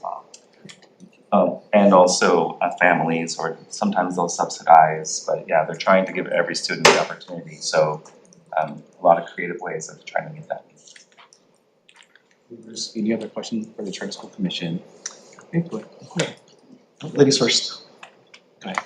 Okay, kind of along the same lines of Vice Chair LaChica, what do you folks provide, or how are you supporting maybe the smaller, more rural charter schools? I'm thinking of like the one in Mililii, that has gone through different iterations, had many struggles. How are you supporting some of those schools as they struggle maybe with meeting the criteria that is necessary for the charter school to continue to keep being a charter school, right? There's lots of issues that they have, whether it's geographic or just an extreme need in the area. How are you folks supporting some of those more rural schools? Well, I'll answer from our position or our role as authorizer. So we do a lot of technical support for the schools. Again, if they have questions around finance, Danny and his team can help them through all of the administrative areas. As you just mentioned, the small schools just don't have that kind of critical mass and or the infrastructure. We have sometimes one person wearing multiple hats. So knowing that, we do as much as we can to support the schools when they reach out. By statute, it is technical support. What we do also is, however, because each charter school is governed by a governing board who has the authority of all the frameworks, finances, the evaluation of the school leader, that we also provide supports to those governing boards. So PJ has done a lot of different trainings with the governing board chairs, with the governing boards, and that's kind of the one way that we can support is through the monitoring and looking at early warning signs. If there are any, then we can come in and just, again, it's a delicate balance of pushing in when that's not our role, because we're also the monitor and the authorizer. Okay, can I ask one more question? Please go ahead. I think along those same lines of like the smaller schools that maybe don't have critical mass or the full support to to make everything happen. How are we, I'm sorry, this is the first time I've spoken with the new mic system. It's so odd. But one of the things you mentioned on here is facilities. Can you share a little bit about the history of facilities and how and why we continuously exclude charter schools from receiving facilities funding? Because I think from my own research and from different conversations that have been had, when charter schools were first created and the statute was created, there were only a couple of schools that were deemed charter schools, and they already had a facility itself. Different from some of these other schools that are newer that have come up. Can you tell us a little bit more about that history? Well, I have a little bit of insight on this because at our last charter school annual conference, we did have two of the originators from that time. And they were able to share, so that was at that time, Senator Ige, so Governor Ige and Senator McCartney came together, and when they were both chairing each of the Senate and the House, that was when the charter school bill was first introduced, and they did give a lot of context and background during that time of passing the first charter bill. And it as you said, Representative Pella, it was those first schools were considered conversion schools, so Waialae and Ka'ohao, formerly known as Lanikai Elementary. And so yes, there was again maybe a thought that there was not any for facilities. So as they shared the journey of that coming into law, it was a path of least resistance of getting the charter law minus the facilities. And so it's just been something that we've all recognized needs to be addressed, but 30 years into the movement, it's I appreciate you bringing that to the floor. Thank you. Thank you for answering. Thank you, Chair. Thank you so much. Rep. Garrett. Thank you, Chair. I asked this just kind of in this spirit of continuous improvement. And I believe in the promise of charter schools, the focus on equity, innovation, and hopefully trying to get higher academic outcomes. So just kind of keeping that in mind. Again, this is more about just kind of the strategy for the commission itself, but if this, by your own admission, the charter schools, the achievement levels are not the same as the DOE schools right now. So if that's the case, how do you define success at the commission level? Are you just trying to get to parity with the DOE, or are you trying to exceed that, and how do you measure against that? Yeah, thank you for that question. It's something I think we're, as educators, we grapple with that all the time. What we really want to also push a little bit is in the area around the innovation. So we do use the Strive-I data because again, that's part of the deal. We call it the charter bargain, right? You want these on, but what are some alternative measures? So in our academic performance framework, we're really proud of the work that our team has been doing and the schools have been displaying around mission alignment. And that mission alignment is really what defines a school's purpose. It drives their instruction. Dr. Ellen Kester had mentioned around the families and communities that they serve, especially around Hawaiian language, Hawaiian focus, Hawaiian culture. And so those are all the data points that we don't want to dismiss in this entire equation. So our academic performance framework takes into consideration not just the data points which we've shared, but also the part on the mission alignment that offers that balance. But I do understand the question, and again, it's if you ask any charter leader, they will say this is definitely something that they also answer to their boards and their families about. And also to balance it out, we also have a lot of schools that are obviously performing at a high level, so there's that balanced conversation. Sure, that's a follow-up question, Chair. Go ahead. So does the commission take it upon itself, like you mentioned Kulia Academy is a high-performing charter school. Do you inform other charter schools about some of their successes and how they might want to incorporate that into their own curriculum and whatnot? Yeah, and not just other charter schools, but all schools. I know they've been getting a little of national press as well, so around being the first AI school and then getting the results. So we do have an annual charter conference that I mentioned, and we've done 2 so far, and that has brought other charter schools to come. They will do presentations to share best practices, share knowledge, share different ways of how they've approached everything from academics to their funding to their organization. So yeah, there's plenty more to do around that work as well. Okay, thank you, Chair. Thank you so much. Members, any other questions? Okay, go ahead. Not to beat this to death, but looking at the stratify the achievement gaps. So, I mean, there's a few schools that are falling below the state average. 8 on the language arts and 4 on the math. Just out of curiosity, I'm wondering if those 4 out of the math achievement are also on the LIT, the language arts achievement, falling below. And whether or not this is something that the commission's taken a look at in terms of how can we better support them and how can we bring them up to speed. It's just, yeah, just looking at the data at face value, because we don't have the schools listed. I was just curious, I was like, okay,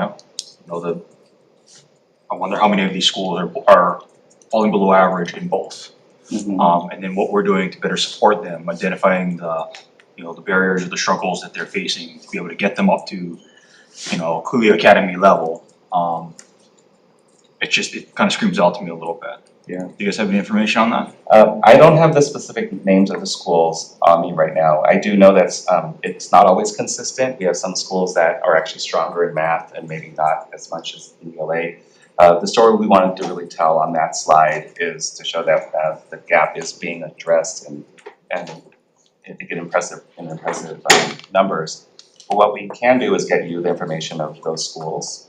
But I also wanted to say all this is part of the performance report. So Chair mentioned that we're coming up with a renewal. We have 13 schools and we have 4 years worth of data. And all that data is then given to the schools and our commissioners. Actually, it's on our website now of all the 13 schools that are up for renewal.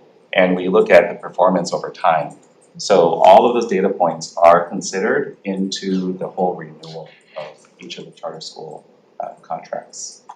Thank you. But I'll follow up with those schools, especially for those that list of schools there. Thank you. Thank you so much. Members, any other questions? Please go ahead. Thank you. Congratulations on celebrating the pre-K only charter schools. That's such a success. I was wondering, we also have Native Hawaiian focused charter schools. Are there any pushes or steps towards like Native Hawaiian focused pre-K only learning? There's a lot of success, I think, around pre-K in some of our Native Hawaiian focused charters, but I am wondering if there is a step that you folks are looking at or trying to take towards establishing a pre-K only school for that type of focus. Well, actually, many of our pre-K classrooms are part of K-12 campuses. So it's not just having that learning language opportunity in pre-K, but to continue on. So that's critically important for many of our schools. So actually 6 or 7 of our classrooms are Hawaiʻi classrooms. Oh, that's fantastic. Yeah. So we do have quite a good And there representation. probably will be more, it's a matter of facilities, oftentimes for existing programs. Wanting to have a pre-K classroom that, how do you continue to grow down as well as looking at their enrollment and their wait lists. Yeah. Together, I think we've had the chance to visit a couple of them on Hawaiʻi Island, and they are such a success and such beautiful programs. I hope to see that type of model expanded across the state. So thank you for your work in that area. Thank you, Chair. Thank you. Good. Vice Chair, go ahead. Representative Capella reminded me, I do have a question on pre-K. So the Kapolei Parkway project is an exciting one to me because it speaks to our ability to engage in a public-private partnership. Executive Director, if you can kind of share, well, one, is the Waikiki one also a similar model in which there's a private developer and the state is the operator? And what do you see as both successes for something for this type of model as we look at getting to us Executive Office of Early Learning says like we have such this gap to get to and meet the capacity where the need versus where we are at current capacity. Yeah, and I definitely want to defer to our director because Deanne's been working closely with that. It was a great partnership, public-private, in that new development area in Kapolei. Deanne wants any more background on that, but it's something of a model that we can hopefully replicate for sure. But the Waikiki one was an existing preschool, and they did what, like lack of a better term, they converted into a public preschool. But they from private to public, yes. So Deanne, have anything else to add to that? Well, during COVID, as you heard over the news, many of our private community providers were shutting down, right? So developing this pre-K only charter school was an option for some of our community providers to sustain themselves using a mixed delivery state funding as well as private funding sources. It would be great if we could introduce legislation for future development to encourage our private providers to consider building into and incorporating childcare into their facilities. I think that's an important aspect that we need for our families in those communities. So thank you for asking that. Thank you, Chair. Thank you. Vice Chair. Members, any other questions? Okay, a couple of questions very quickly. It's already late in the day. For the increase, Executive Director, that you referenced early on in the presentation, do you have any data as to where those bodies came from? In terms of, did they come from outside the state? Did they come internally inside the state? That would be for the enrollment question. Well, one is we did have new schools begin, so I'm not sure exactly. I can say this very confidently though, that it was born out of the community needs. The North Shore of Kauai has been asking for a school for decades, and so I did get an opportunity to visit before they opened, got to meet the founders and the community members. It was, and I heard story after story after they've just been waiting for generations. And so I'm pretty confident those students came directly from that area, serving that community. For our latest, the last opening school in Kuli also, they are located in Kalihi, but I also know that they have an all-island draw, according to the school director. So other than, if I'm understanding your question, it's exactly, are they coming from outside, or are they within? I couldn't answer that 100%. Do we know if they came from schools, like public schools or other private schools within the state or area? From what I understand is yes, it's families that were looking for different opportunities, families that were intrigued with the AI approach and data science approach. And we have a great reciprocity between the traditional public schools and charters. But that's probably a school level question of where the students are actually coming from. Okay, thank you for that. And the committee has had an opportunity to visit some of the charter schools over the course of the interim, and you clearly see instances in where there's very strong project-based learning transpiring, student-driven, student-led instruction that's happening. But then when you take a look at the Stripe High scores as an example, there is sometimes a disconnect defined as the proficiency levels are under the state average.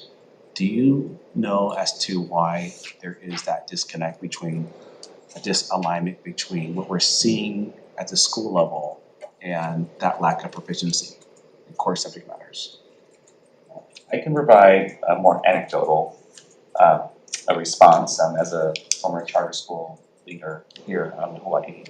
That was something we struggled with a lot because our mission was not necessarily to teach to the test. We had other loftier and more mission-driven goals, and so it's more important around the values that we wanted to share, whether it's through language medium, whether it's through culture, whether it's through service, community. And again, it's not to say testing is not important.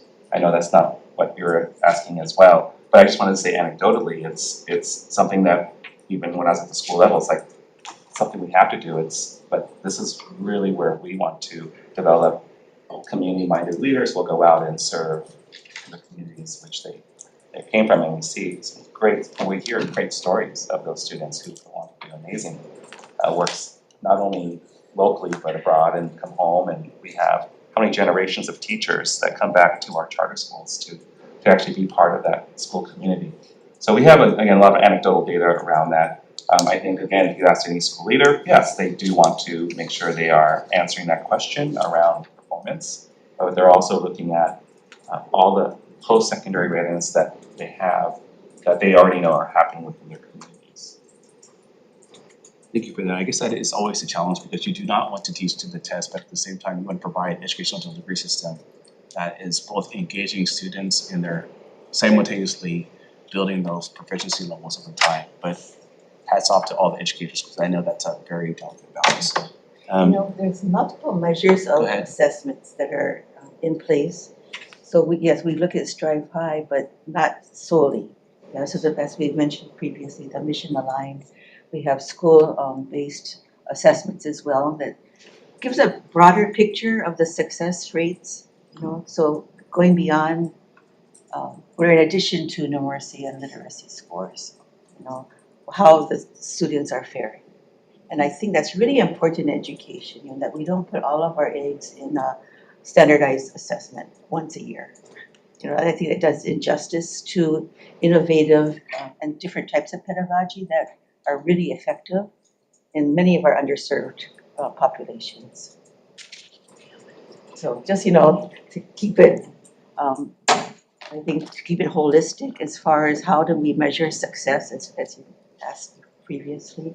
I agree it's important to be very balanced in how we look at preparedness for students. But when you have opportunities to go to some of these very high performing systems, like outside of the country, you actually never hear them say, we're looking at it holistically. They do look at it holistically, but they use that standardized assessment as an important metrics to try to benchmark where they are. So I don't want us also not to say that assessment is not important because in my mind it is very much so important. Yeah, we value it, and that's why we report it out as well. The continuous improvement of helping some of these smaller schools and with the challenges that they have with students who come to them with underperforming or needing more assistance as they go through their schooling. Thank you, Doctor. Can I ask Danny, there was a discussion about the amount of allocation that's given per student when you compare charter schools to, I will just define them as traditional public schools. Do you know how much the per pupil allocation is after the true up for our charter schools currently? Approximately. This year, the per pupil amount comes out to about $11,980 per student, which is the highest per pupil we've seen. So again, we are seeing an increase as our enrollment goes up, even by the slightest margins, 1%, 2%. As the overall enrollment goes up, again, we've seen that slight increase in the per pupil. So we'll probably, the true-up does factor into the overall public school system enrollment as well. So it does look at both charter school enrollment as well as the enrollment of the department. Do you know how much the per pupil allocation is on average for traditional schools? The total allocation or? The average per pupil allocation. Well, it is sort of based by enrollment. Yeah, it's $22,670 approximately. That's the average. Of course, it's a different funding structure. But I just reference that because that is a huge chasm. And so if you can confirm, so there's a understanding of like how we are funding our charter schools compared to our traditional schools. And so we receive a block amount of funding per student. Per the statutory formula, is there funding provided for facilities? Not specifically, there's no specific facilities appropriation. The per pupil allocation is a lump sum allocation. So once that lump sum allocation is made by the legislature, we then utilize the enrollment numbers to distribute it per pupil to our different schools. It's a may, not a shall in the statute. Okay, what about student meals? Is there additional funding for student meals? Not specific appropriation. Transportation? Differentials? Differentials, the legislature did provide $2 million worth of funding, I wanna say, approximately 2022. So there was a specific appropriation made. Our budget request this year, which wasn't approved at the executive level, was to essentially true up that funding. We're actually our charter schools are actually spending about $2.4 million to pay out the differentials, and these are specifically the hard to staff differential as well as the Hawaiian immersion differential. The special education differential is still handled at the department level. Okay, are you receiving the special education differential? Our charter schools teachers do receive that, but again, that's paid out by on the department side, so the funding for the differentials is on the department side. Is that going through EDN 600 or EDN 612, or is it separately altogether? The differentials right now are in EDN 600, so it could be classified as part of the per pupil, but we have sort of separated it out to make sure that the schools that are eligible for the differentials receive the specific funding that's needed. So we've also had to work with budget and finance to kind of cover that funding. So I guess mechanically that would be very challenging if it's going through 600 as opposed to 612, which is why it would be better if it went through 612. Yeah, we found out with any, I want to say specific appropriations that deal with a certain area, because as Chair has just shown, there are no specific appropriations for specific line items on the charter school side. Everything is in the lump sum per pupil funding. Okay, I'm reading the room, so it's getting kind of late. Any other final questions, members? Well, I think, Chair, I'm glad you asked those questions, but I mean, considering you're a big part of our public education system, just to reiterate what Chair had asked, you receive no additional funding for student meals, student transportation, and we don't pay our public charter school teachers any additional for those hard to fill areas or Native Hawaiian programs outside of, I mean as you currently operate based on the current budget that you have. I think the last, or one of the points to make as well is if you remember that slide that showed the charter school per pupil funding formula that included the specific areas of the department's budget, EDN 100, 200, 300, and 400. As you saw from the department's presentation, their actual budget request was a negative amount. And in this case, for the charter schools as well, you'll see that the executive budget request on the charter school side is a negative $1.8 million adjustment to the per pupil. So in this case, it wasn't a budget request that's coming from the commission or the charter schools. It was an adjustment made by budget and finance based on the changes that were made to the department. So there's that direct correlation you can see between DOE budget as well as the charter school side. So again, while we don't have specific cost item appropriations, you know, the different things that are covered by the EDNs, transportation, things like that, you know, there is a side that says it's in there, because on the DOE side, they're getting specific appropriations for their charter schools. The way the formula does work out, you know, charter schools get a portion of that based on the formula. So that's one thing I'm sure we could work with the committee as well as the department to provide better clarification on that. You can provide those to us because it wasn't part of your packet. I think we'd appreciate seeing those. Thank you, Chair.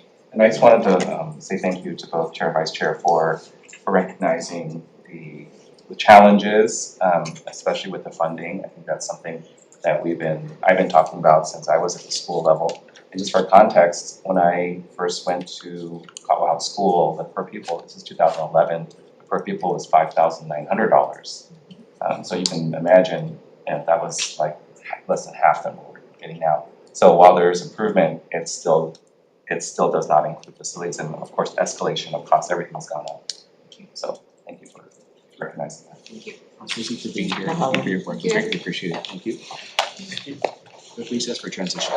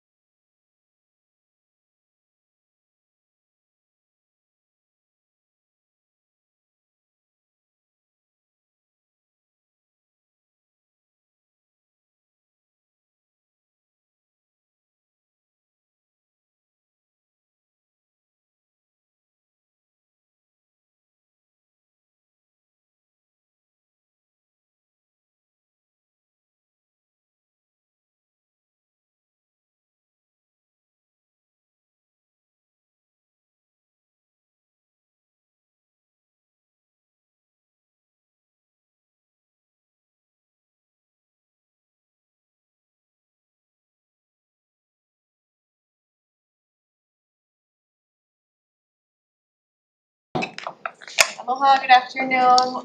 We are reconvening the Committee on Education's informational briefing. It is 4:10 p.m. and we are continuing on with questions for the Executive Office on Early Learning. Members, questions? I have a question. Thank you, Vice Chair. I'm not sure if this is under you folks or if this is a DHS question, but it is definitely related to early learning. However, it's not necessarily, in your presentation, you talk a lot about the 3 and 4-year-olds. This is relating to the expansion with the bill that we passed last year, including 2-year-olds to receive funding, right, for preschool. I just found out that there's an issue with the administrative rules and that they were never actually signed. So technically we're not in state compliance because that bill was supposed to go into effect, or the law went into effect on January 1st. I tried to enroll my 2-year-old. So as someone with personal experience, I now know exactly what went wrong. I was told that that if I turn in an application, even though there are advertisements, so our state's spending money on these advertisements, encouraging families to apply. If you apply, your application will be denied because the admin rules have not gone into effect. Help me understand what's going on and what the timeline is to resolve this. So you're correct, this does fall under the Department of Human Services. So what we have heard is the same thing that you just mentioned right now, that previously, beginning January, they were going to be accepting 2-year-olds for the preschool open door subsidy, but that is on hold right now. All of the other reasons, I'm not quite sure why, but you are correct. We have heard that if people submit applications, it would be denied because 2-year-olds are currently not eligible at this time. So we have the same information as you, but you are correct, it is with Department of Human Services. Thank you. Members, any other questions? Vice Chair. I have a question on the Act 486 progress, the chart that you had shared. There's the projection. I'm trying to look at 2025, I'm just estimating. So 2025, I guess it's like 31,000, right? Is the current need, and then the lower line is we're right about 25,000. And that's the supply, right? I think that's how you had explained it. Among the 25,000 current supply, how many of those seats are paid for by public dollars, are like really public pre-K, yeah?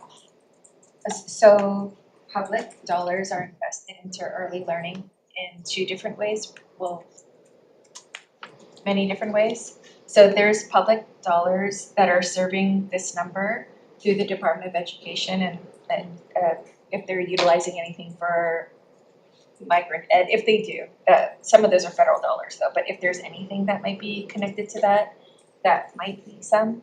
EOEL public pre-K, charter school pre-K, and in an indirect way, the preschool open door subsidy, it is state money that is being provided for this. So we know the number of seats that charter schools and EOEL public pre-K have set, that's part of this. But in terms of the seats that are being paid for through preschool open door subsidy, we don't exactly have those numbers.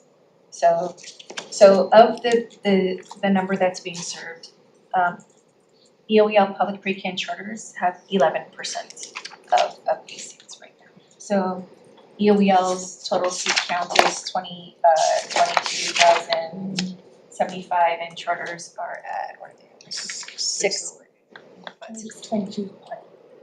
2,200. Yeah, I'm sorry. I'm so sorry. Charters. Yeah, charters are like 1,600. Is this data though, that for as the Executive Office on Early Learning, as big picture, like something that you would be able to collect kind of among current need, and if we're really truly trying to get to public pre-K, kind of give us an idea of what's public versus private in terms of current capacity? So you're asking whether or not we would be able to know how much dollars are being spent on these 25? Or just among the current seats, which percent is covered by public dollars and which percent, so collecting the data from the other agencies as well. Yes, we can ask. Okay, thank you so much.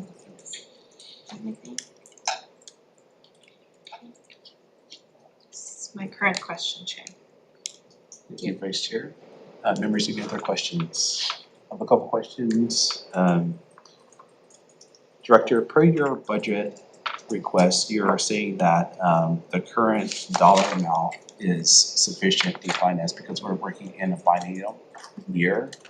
How the budget passed last year is what you're hoping will remain for this year. But you are asking for 3 FTEs in addition. Yes, we are. Can you expound a little bit as to what the importance of those 3 FTEs are for? Perfect. Yeah, so the 2 current program specialist positions were created under the Preschool Development Grant, Birth to 5 grant that just ended at the end of December. And so out of the Preschool Development Grant came a lot of community work and also the creation of the new Early Childhood State Plan. And so now that the plan has been created, we need to really continue working towards implementation of it. And so that is primarily where these 2 positions will continue their work moving forward. In addition, we also just got the next new preschool development grant that just started at the very beginning of January. And so they're also going to be working on the implementation of the new preschool development grant. The new grants are now 1-year cycles, so it does not make sense to try to create a position for only those 1-year cycles. So we like to utilize the positions that were created from the prior preschool development grant to continue that work moving forward. The evaluation specialist position we think is very helpful and needed in the entire early childhood ecosystem. There's not a lot of data. The data gaps are pretty large in the early childhood system, and we really need somebody to pay attention and really study and have that skill set to be able to analyze things that are coming out of our fiscal map, the things that are going to be coming out of examples like this question, how many public dollars are being spent per seat.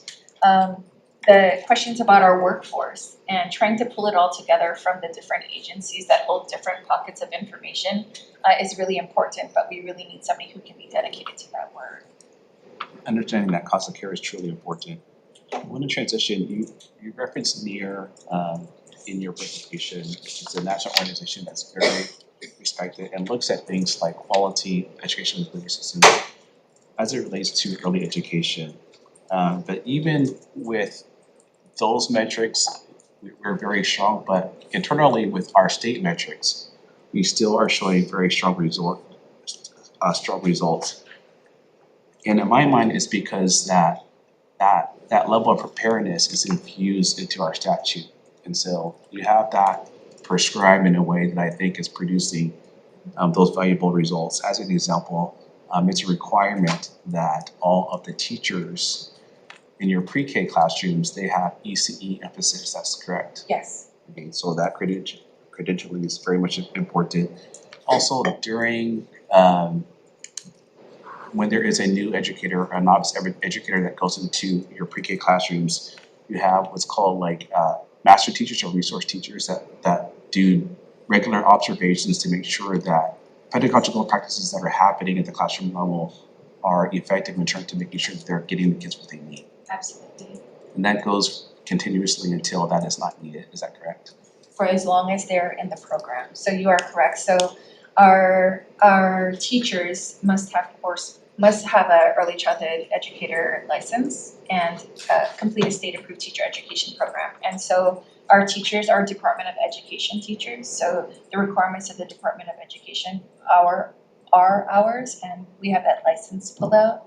In addition to that, our educational assistants must have at least specific coursework in early childhood education, which is just they must meet the minimum requirements of a typical education assistant in the Department of Education and also have these early childhood coursework or hours achieved or working towards them. And then you are correct, we do have early learning state office teachers that are held within our office. Each are assigned to roughly about 8 schools, and they do provide ongoing professional growth and learning, one-on-one coaching to the teacher and the education assistant in the classroom. They also do hold professional learning communities with teachers, and then they also hold professional learning broader sessions with administrators, office staff, teachers, and education assistants. And that support also includes the helping of going through the goals assessment for the students and also class observations for the teachers as a coaching and teaching tool. But that support continues indefinitely for as long as they are part of the EOEL public pre-K program. Okay, so per our internal standards, like 9 out of 10 of students that go through your program, we are exceeding social, emotional, and cognitive expectations going into kindergarten, is that correct? Yes, so our goals results show that our students do very well. Another point of data that we are now starting to look at is the relationship between students who come out of EOEL public pre-K and the kindergarten entry assessment. And we've seen that our students have fared very well. But the one group of students that we have found that EOEL public pre-K benefits exponentially are what we are categorizing as Pacific Islander with the Native Hawaiian pullout. So all Pacific Islanders excluding Native Hawaiians, but that cohort of students benefits exponentially from EOEL public pre-K in the analysis that we've done so far. And also statutorily, it's the provision says that you give focus to those individuals with underserved, or what is the term? We have priority categories. At risk or underserved Yes. communities, is that correct? Yes, so our statute does say that we give, let me pull it up real quick.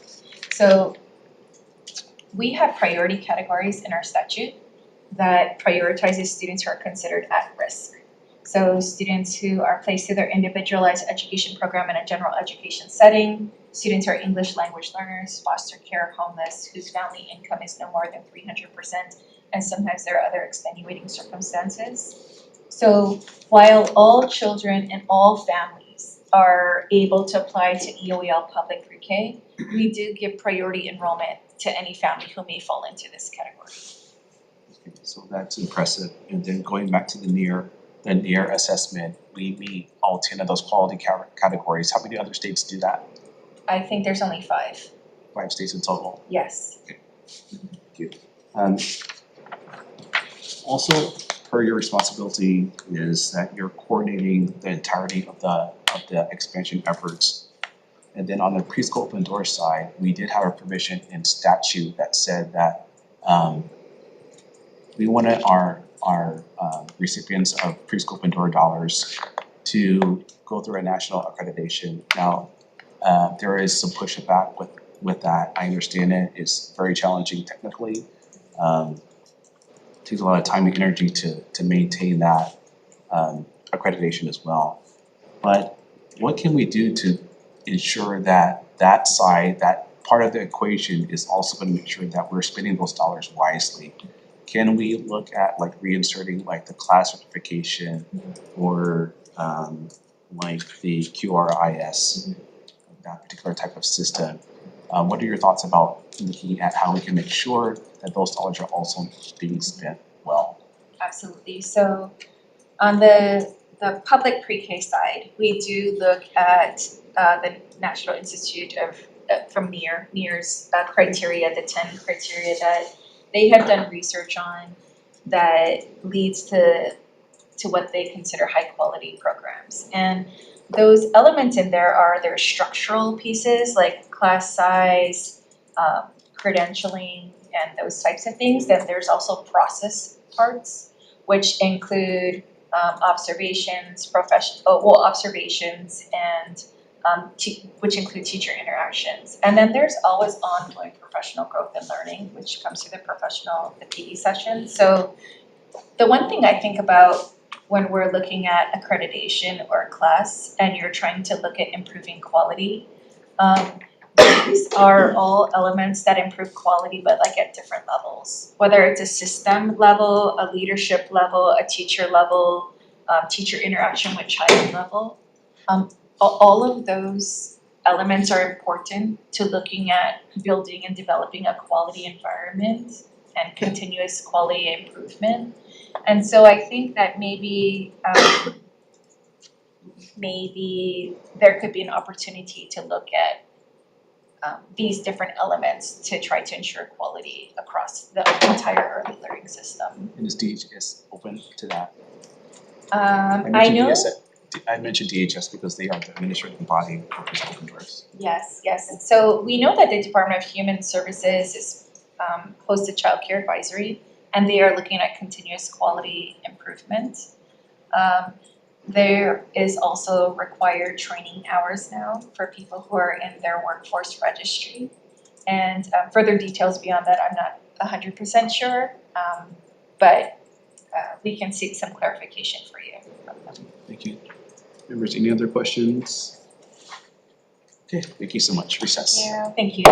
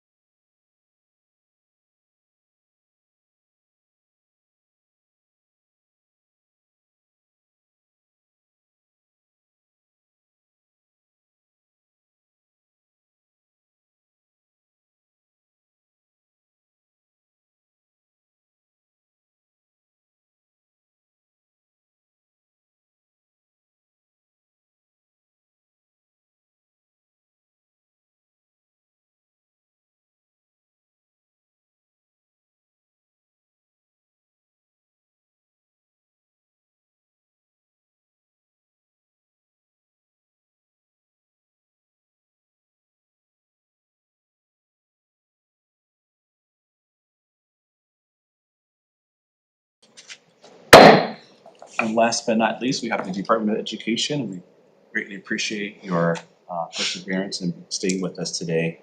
Members, do we have any questions for the Department of Education?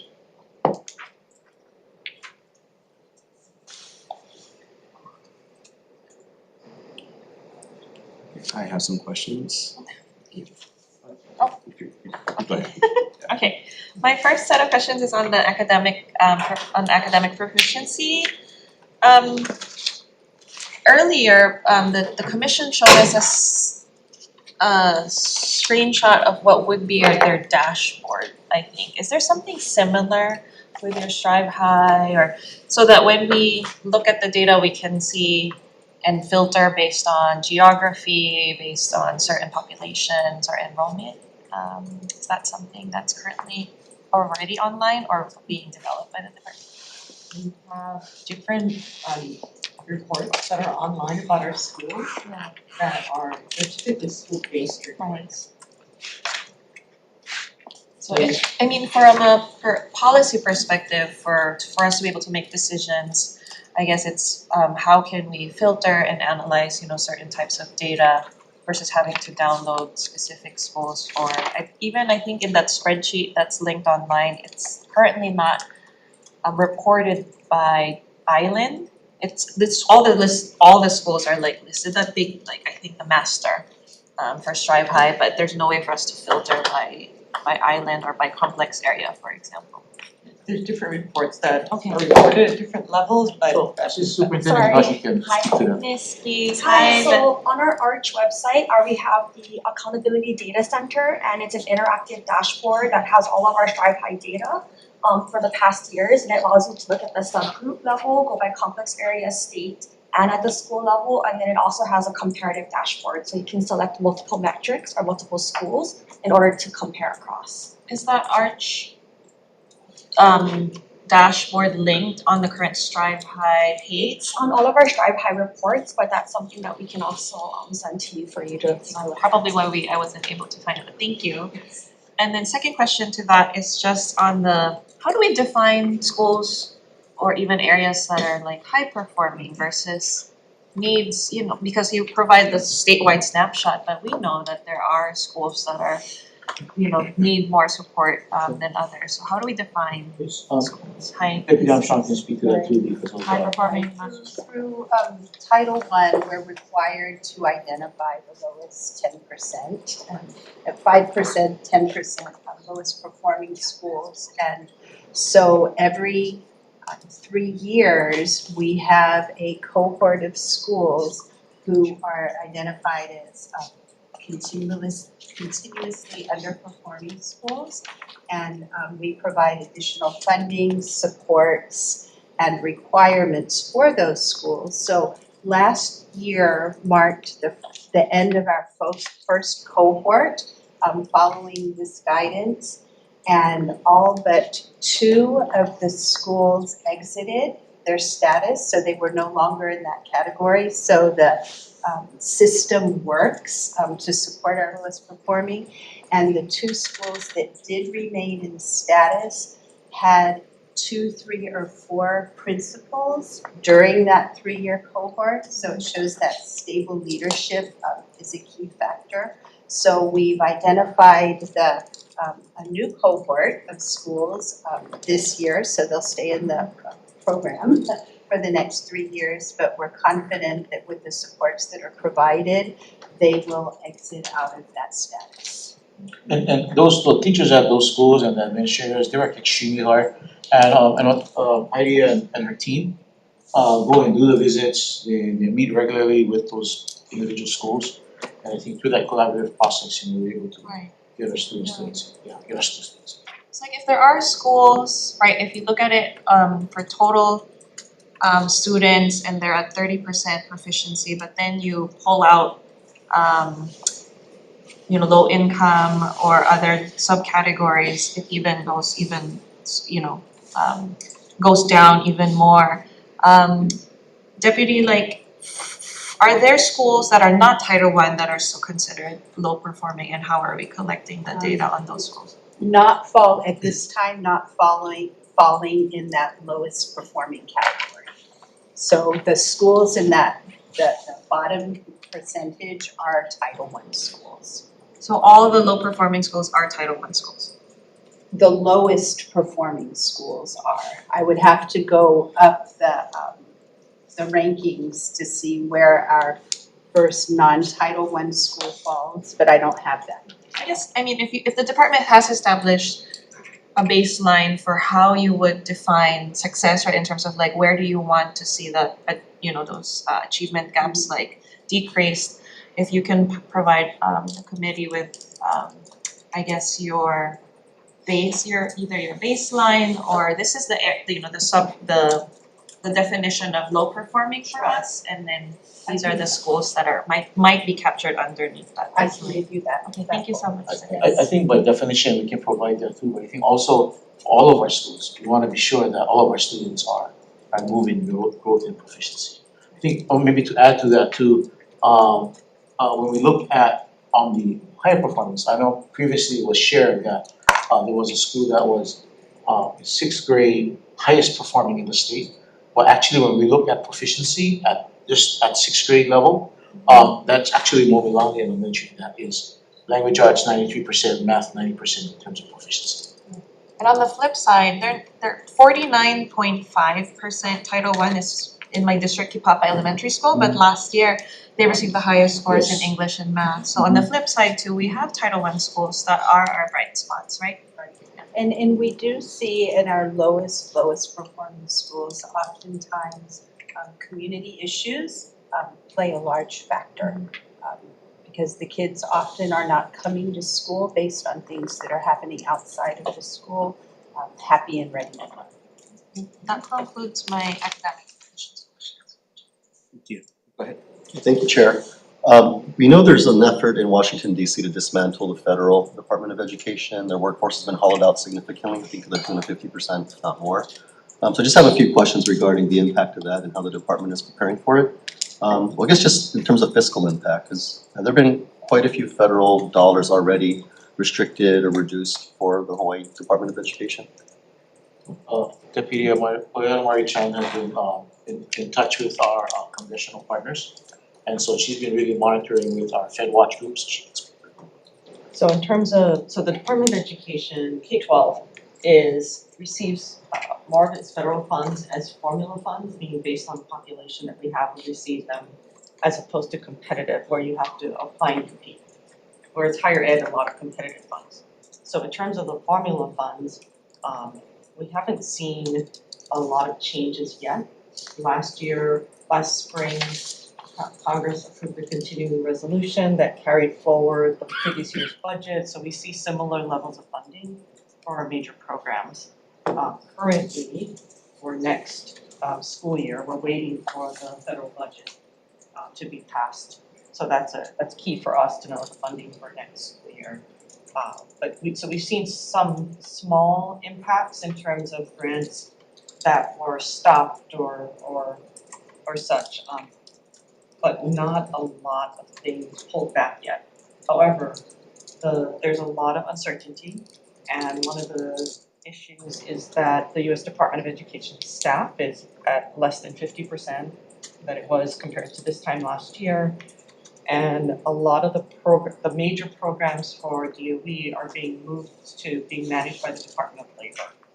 So we have a lot of concerns about what that means, but we haven't yet, it hasn't yet happened. So we'll continue to monitor and those impacts are. We did put placeholders in the budget for the major federal programs that we believe are at risk. And those are largely the ones that the House in the past, the House position has been to zero out or reduce the programs, or the programs that were restricted this past summer when US Ed chose not to release the funds before school started. It's like DEI type initiatives, like Title III. Title III for English learners is a big one. Title IC is migrant education. So yes, those are funding impacts. There's also some administrative actions and executive orders that have come forward related to DEI that we're continue to watch and are concerned.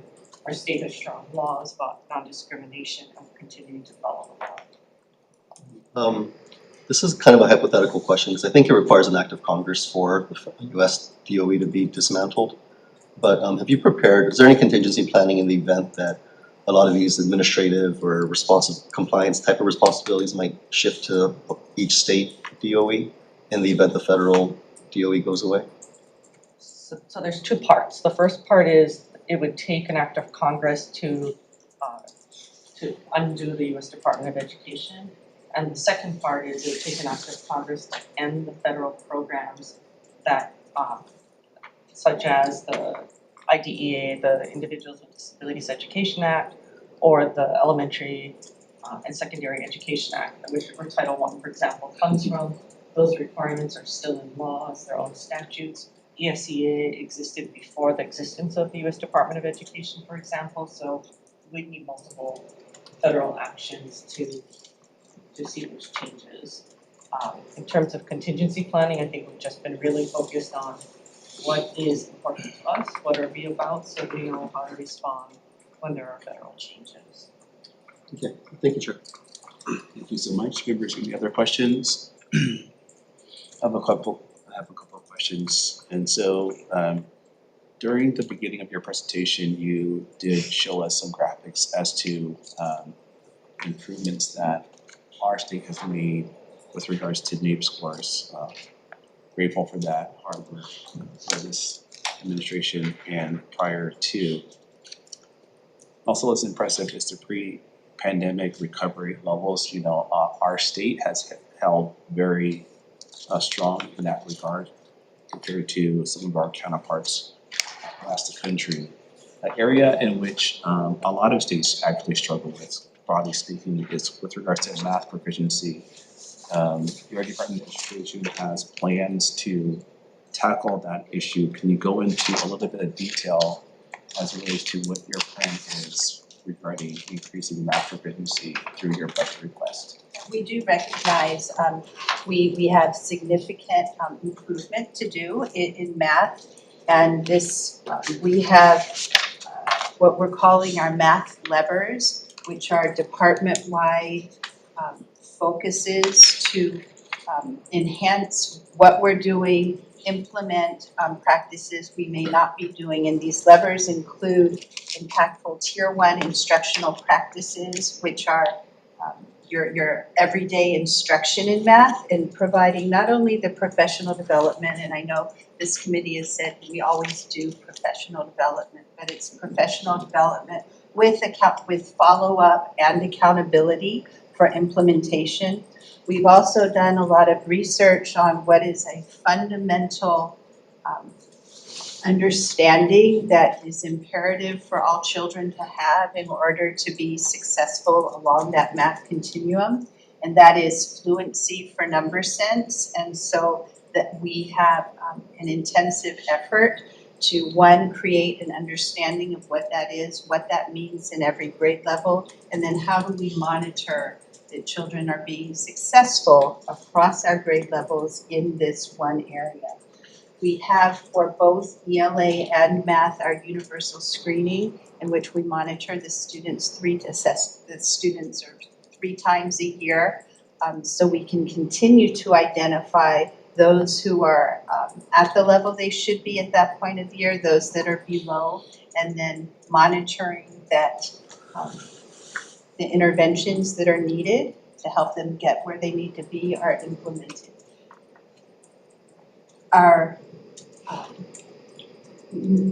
a new addition that we requested funding for, but we didn't get, so it's not going to be in every complex area immediately, is the practice of math coaching, where every complex area has a coach, because we know that teachers work very hard, and teachers deserve a lot of support. And the best way through all of the research to support these teachers is to provide coaching, which is non-judgmental, not evaluative, but really having somebody to help them and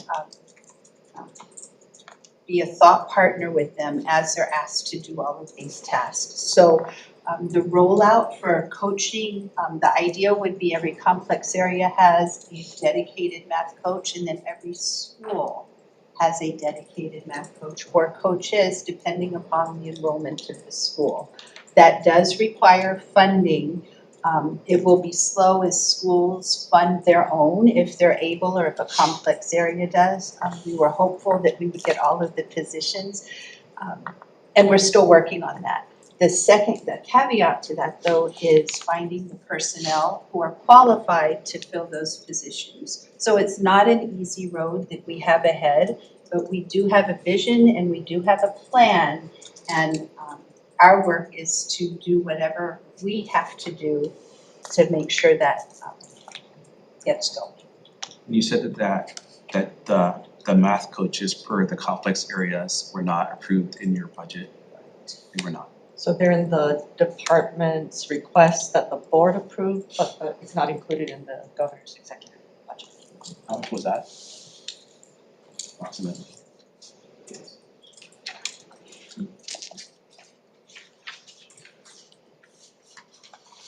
And the idea would be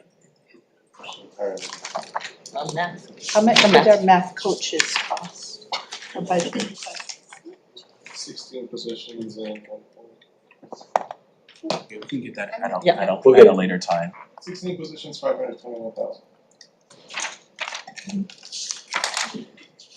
529 for 16 positions. Is that, Brian, is that 16 positions plus 529? The 6-month billing and So you folks are pulling funds from existing resources then, because that math doesn't work. For 16 positions, $529,000.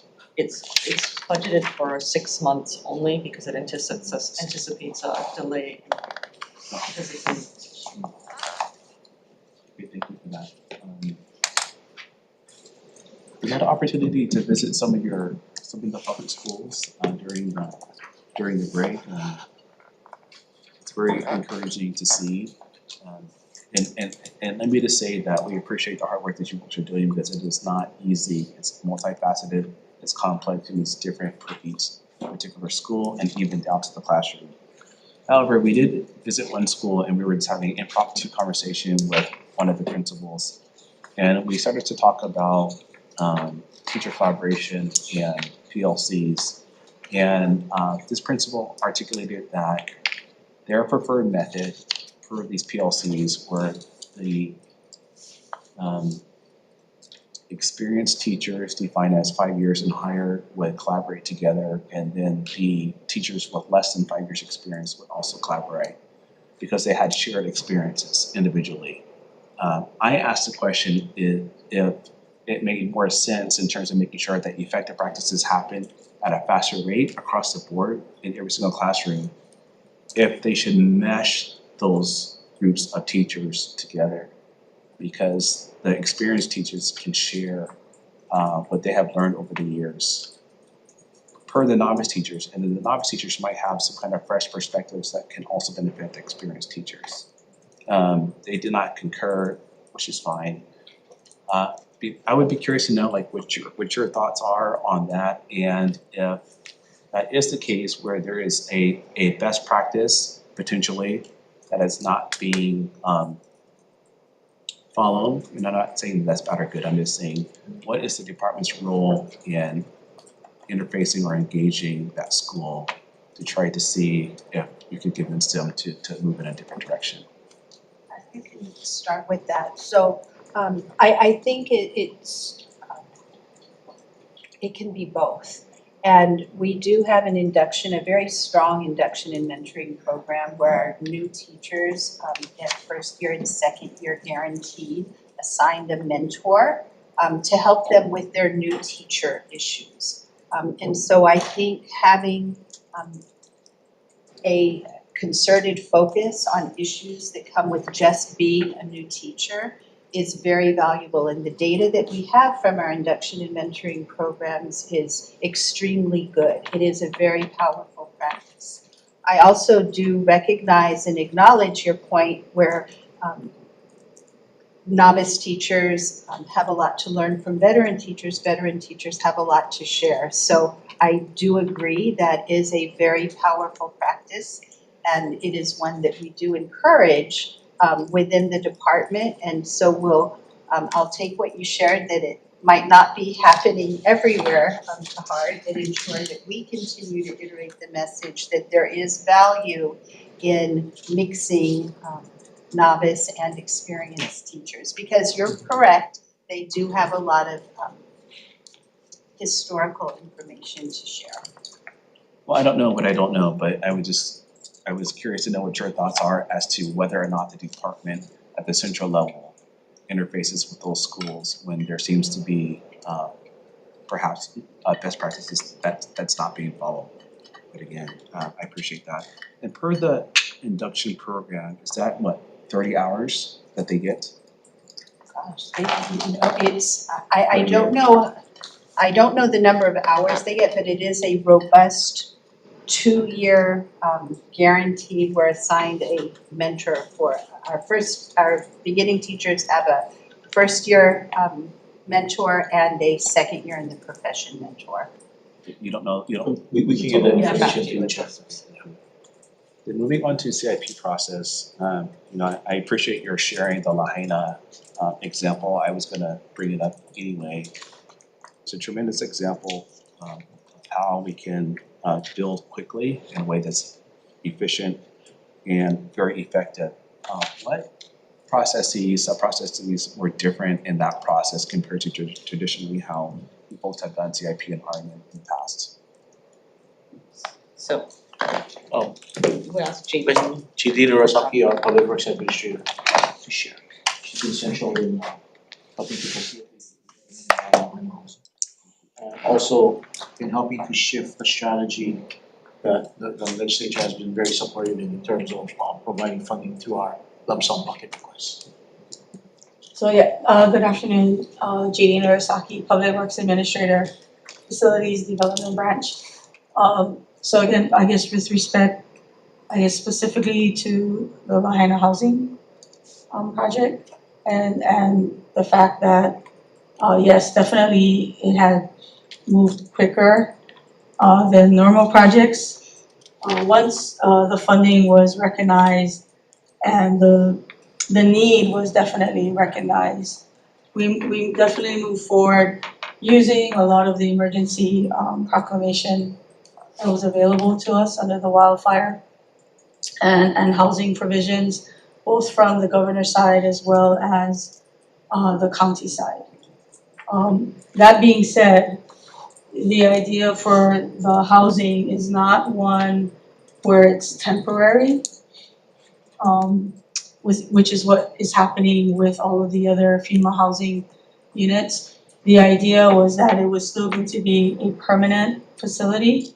So we still went through a lot of the permitting processes, but able to still move forward regardless because of the emergency proclamation that was granted to us. So that really helped streamline us to get this moving forward. The contract was a design build contract, so that definitely helped us expedite that.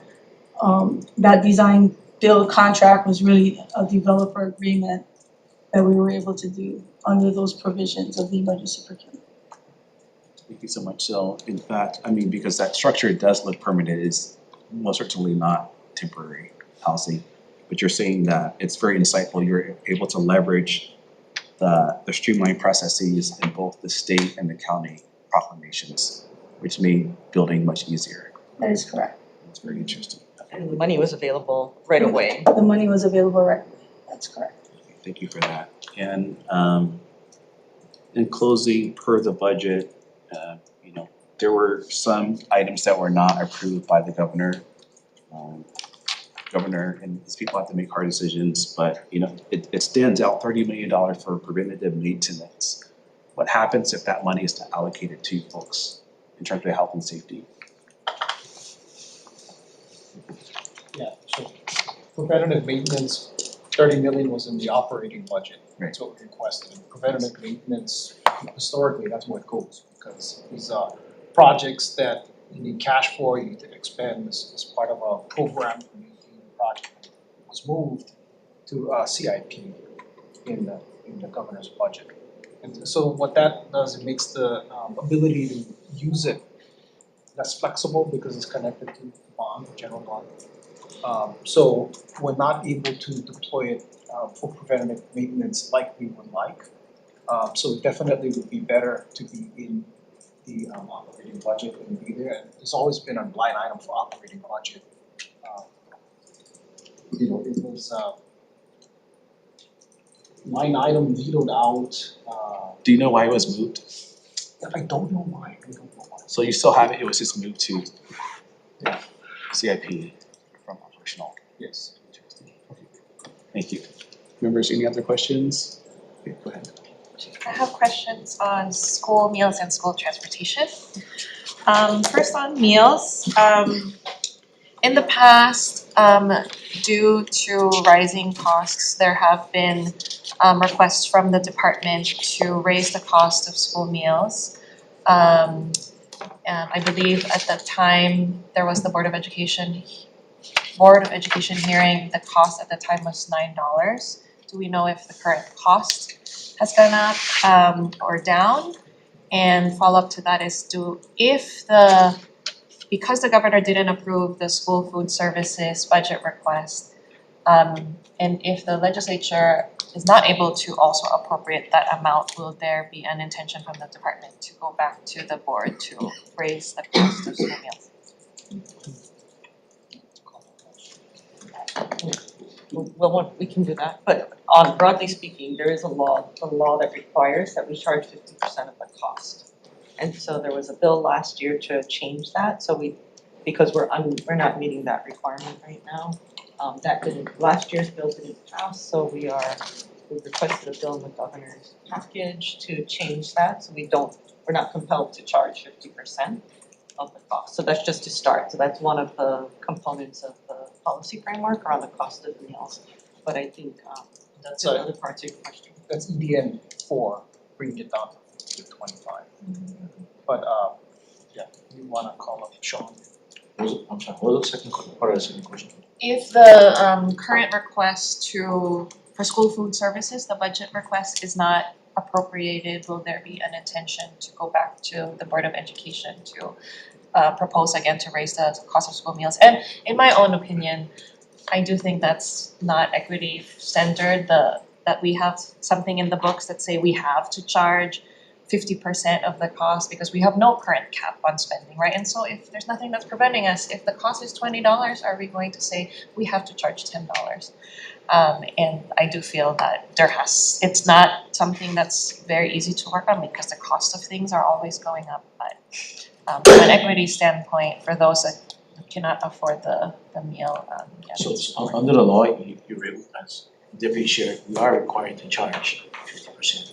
It's the ask for us in the governor's package to go back to 25%. So the question about whether the board will raise that or not is something I think that we need to go back and that's something that will be under discussion.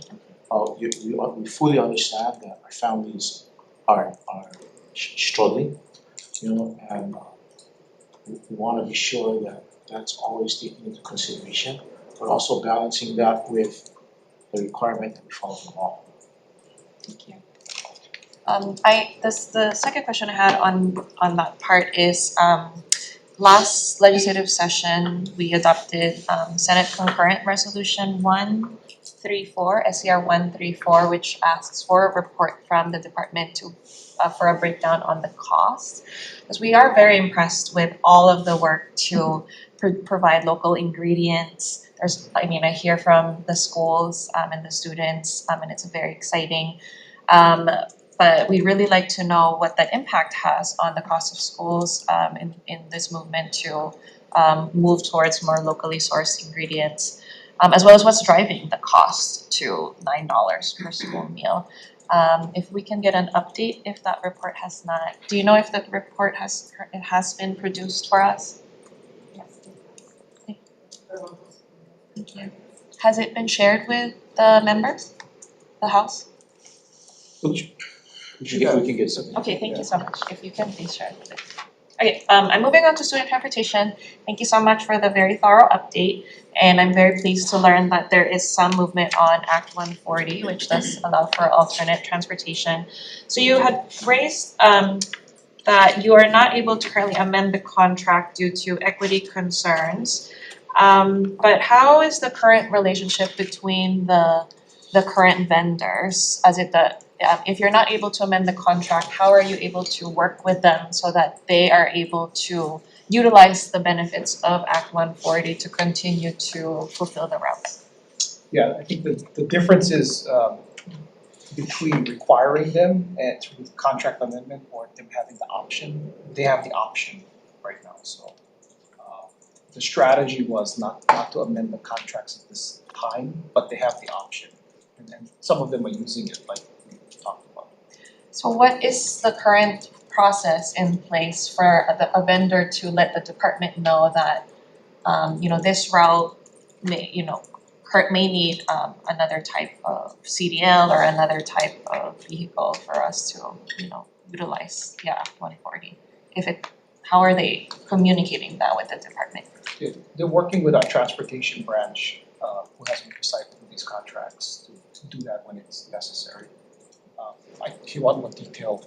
Yeah, if we can get some status on whether current routes still have been transitioned to any of those alternate transportation and what types of requests from the vendors we're getting in. On participation, that chart that you provided, so I was trying to do some math, so I hope you follow along with me.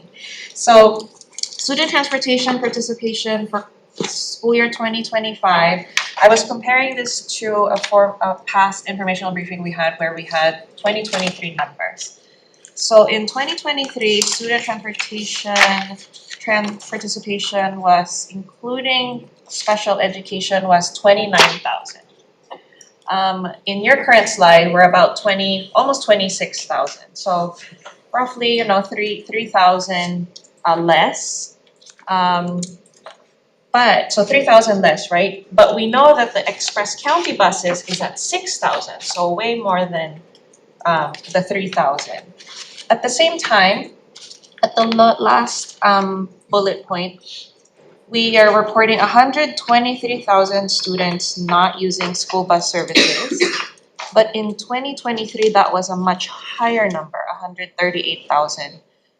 More students were not using school bus services. So in my math, or at least from my understanding, it seems that similar to school meals, if it's expanded, there's more students needing access to student transportation.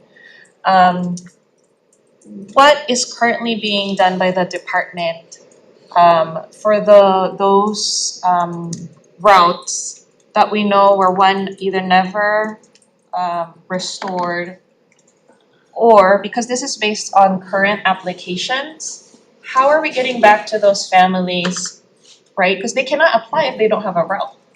And so how do we know if the need is still there? Because I don't see the data point as to capturing what the need is, right? So for the different agencies we saw, okay, preschool capacity, preschool need, but for student transportation, we're only seeing the data point on current applications. And so how do we know that we're really addressing student need for student transportation? And welcome, Assistant Superintendent Tujima. Hi, so your question is, how are we addressing the need for students that need How do we transportation? know on a school-to-school or even complex area basis that what we are providing in terms of routes and buses are sufficient to those schools? Because from my understanding and speaking with different members is there's a wait list for several schools. And how does that, what is the department doing in order to reach back out to those families that may be in need but either may not have a route currently supporting them, or don't have like the other tools such as a county bus or the Go Kid school carpool pilot? As far as the wait list, those are all housed at the schools. So we're working with each school.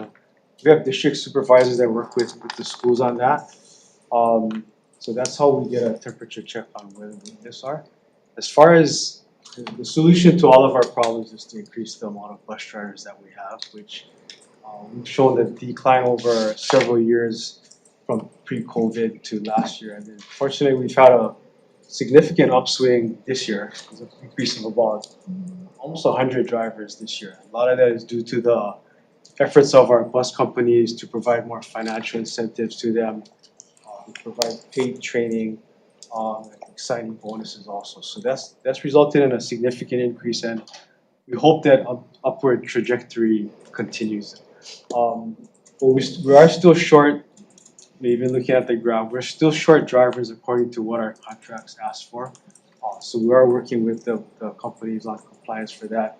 Something that we're doing in-house to try to be more efficient is we have a plan to just look at the routes that are in existence.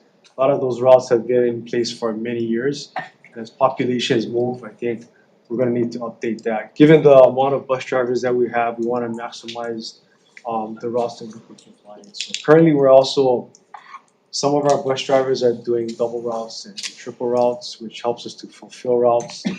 Downside to that is if a driver calls out, instead of one route being on, now you have multiple routes. So I think to answer your question about newness at schools, our supervisors will work directly with the schools to see where the need is. We're gonna continue our efforts to work with the companies to recruit more drivers to fulfill our routes. My last question is just on the currently the Express program and the Go Kid School the carpool pilot program. We're currently using current student transportation funds to fund those, the vendor, and then pay the counties. Is that correct for us to participate? So Maui and Big Island are free. Right. So for Oahu, we're basically using the balance of, so for the bus routes, we only pay for the routes that happen.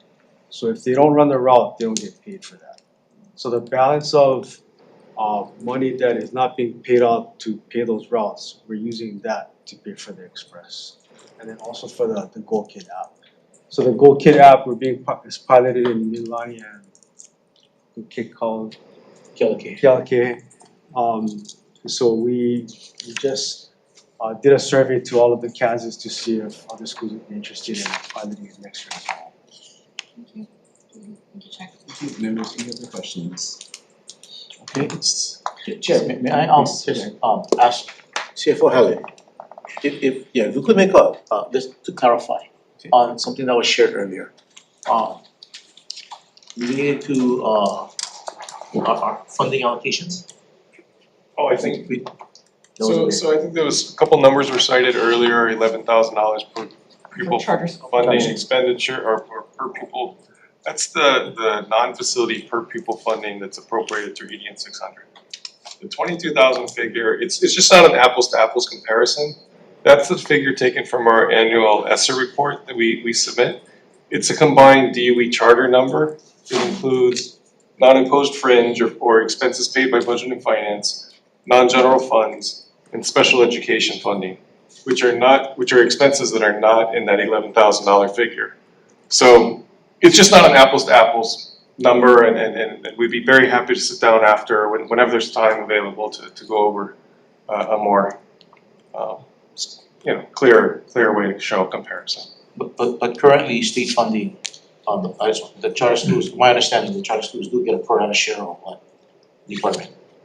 And because of the law 302D-28 and the requirement that there's a true up, our funding is on a per pupil basis identical for non-facility purposes. But the point the charter schools, I believe, was making was they have some schools that have facility expenses that they feel are not, their funding is not adequate to cover. But does the Department of Education receive a pot of money for your facilities funding? We do have some funding in EDN 400, which is one of the EDNs that is factored into the per pupil funding, but that is largely for minor repair and maintenance and some completion funding. I'm sorry? Completion funds. It's one of our buckets. So that's in the CIP arena, which I believe both DOE schools and charter schools have historically benefited from CIP funds. it may not be Is that comparable. incorporated into the statute provision? No, that's not factored. I think the statute just considers the operating dollars, What is not the average per pupil funding that traditional DOE students receive compared to charter schools? Average, because we understand. That's the 11,000 it's within figure. the formula. It's 11,000? That's the 11,000. It's a little bit higher actually when you factor in EDN 150, but because that's the special education portion of the budget, that portion, the DOE is responsible for charter schools' special education expenses. So our EDN 150 bucket pays for both DOE students and charter students. So that's why that's excluded from the per pupil figure that I'm citing, the 11,000 figure. But the number that Danny cited earlier is the general fund state support amount on a per pupil basis for both DOE and charter schools. You're using a $11,000 figure when I know like 4 years ago it was 12,500 per student on average, if you were to calculate it per your definition. I don't understand. If you factor in EDN 150, it would be a little bit higher. EDN 150 is I believe in the $350 million range, and like I say, that supports both Is EDN sides. 150 in the charter school funding formula? No, it's excluded, and it's excluded because the DOE pays for expenses associated with charter school students, in staff and service. Is the DOE passing through always the differential payments that we passed in statute a couple years ago? Do you pass through that every time? No, and we're actually not supposed to. If it's appropriated in ED 100, for example, differentials, charter schools are getting a per pupil amount equivalent to that. So if say, I don't know, $100 per student was funded for DOE in ED 100, an equivalent amount is making it to charter schools. Now, what they may not realize is differential money is baked in to the lump sum that they're getting, which causes some confusion. As we heard earlier today, with the statement, we don't get funding for early college, or we don't have funding for transportation or for food, when in fact, those expenses on the DOE side are factors in the basis for what the charter schools are getting. But they might just not have a breakdown to say, hey, this is all the DOE funding programs that were funded, here's a lump amount to compensate you or provide you for an equivalent amount. But that's the nature of it, and then do with it what you will is what happens when they get the EDN 600 lump. Sorry, that was a long explanation for something we should probably take offline if. And we can meet Chair to discuss more. Thank you. I want to thank the departments, the educational departments for being here today. Thank you so much for all your expertise. What you folks are doing is the most important work because it impacts all of our lives. So thank you so much for all your work. Sure. I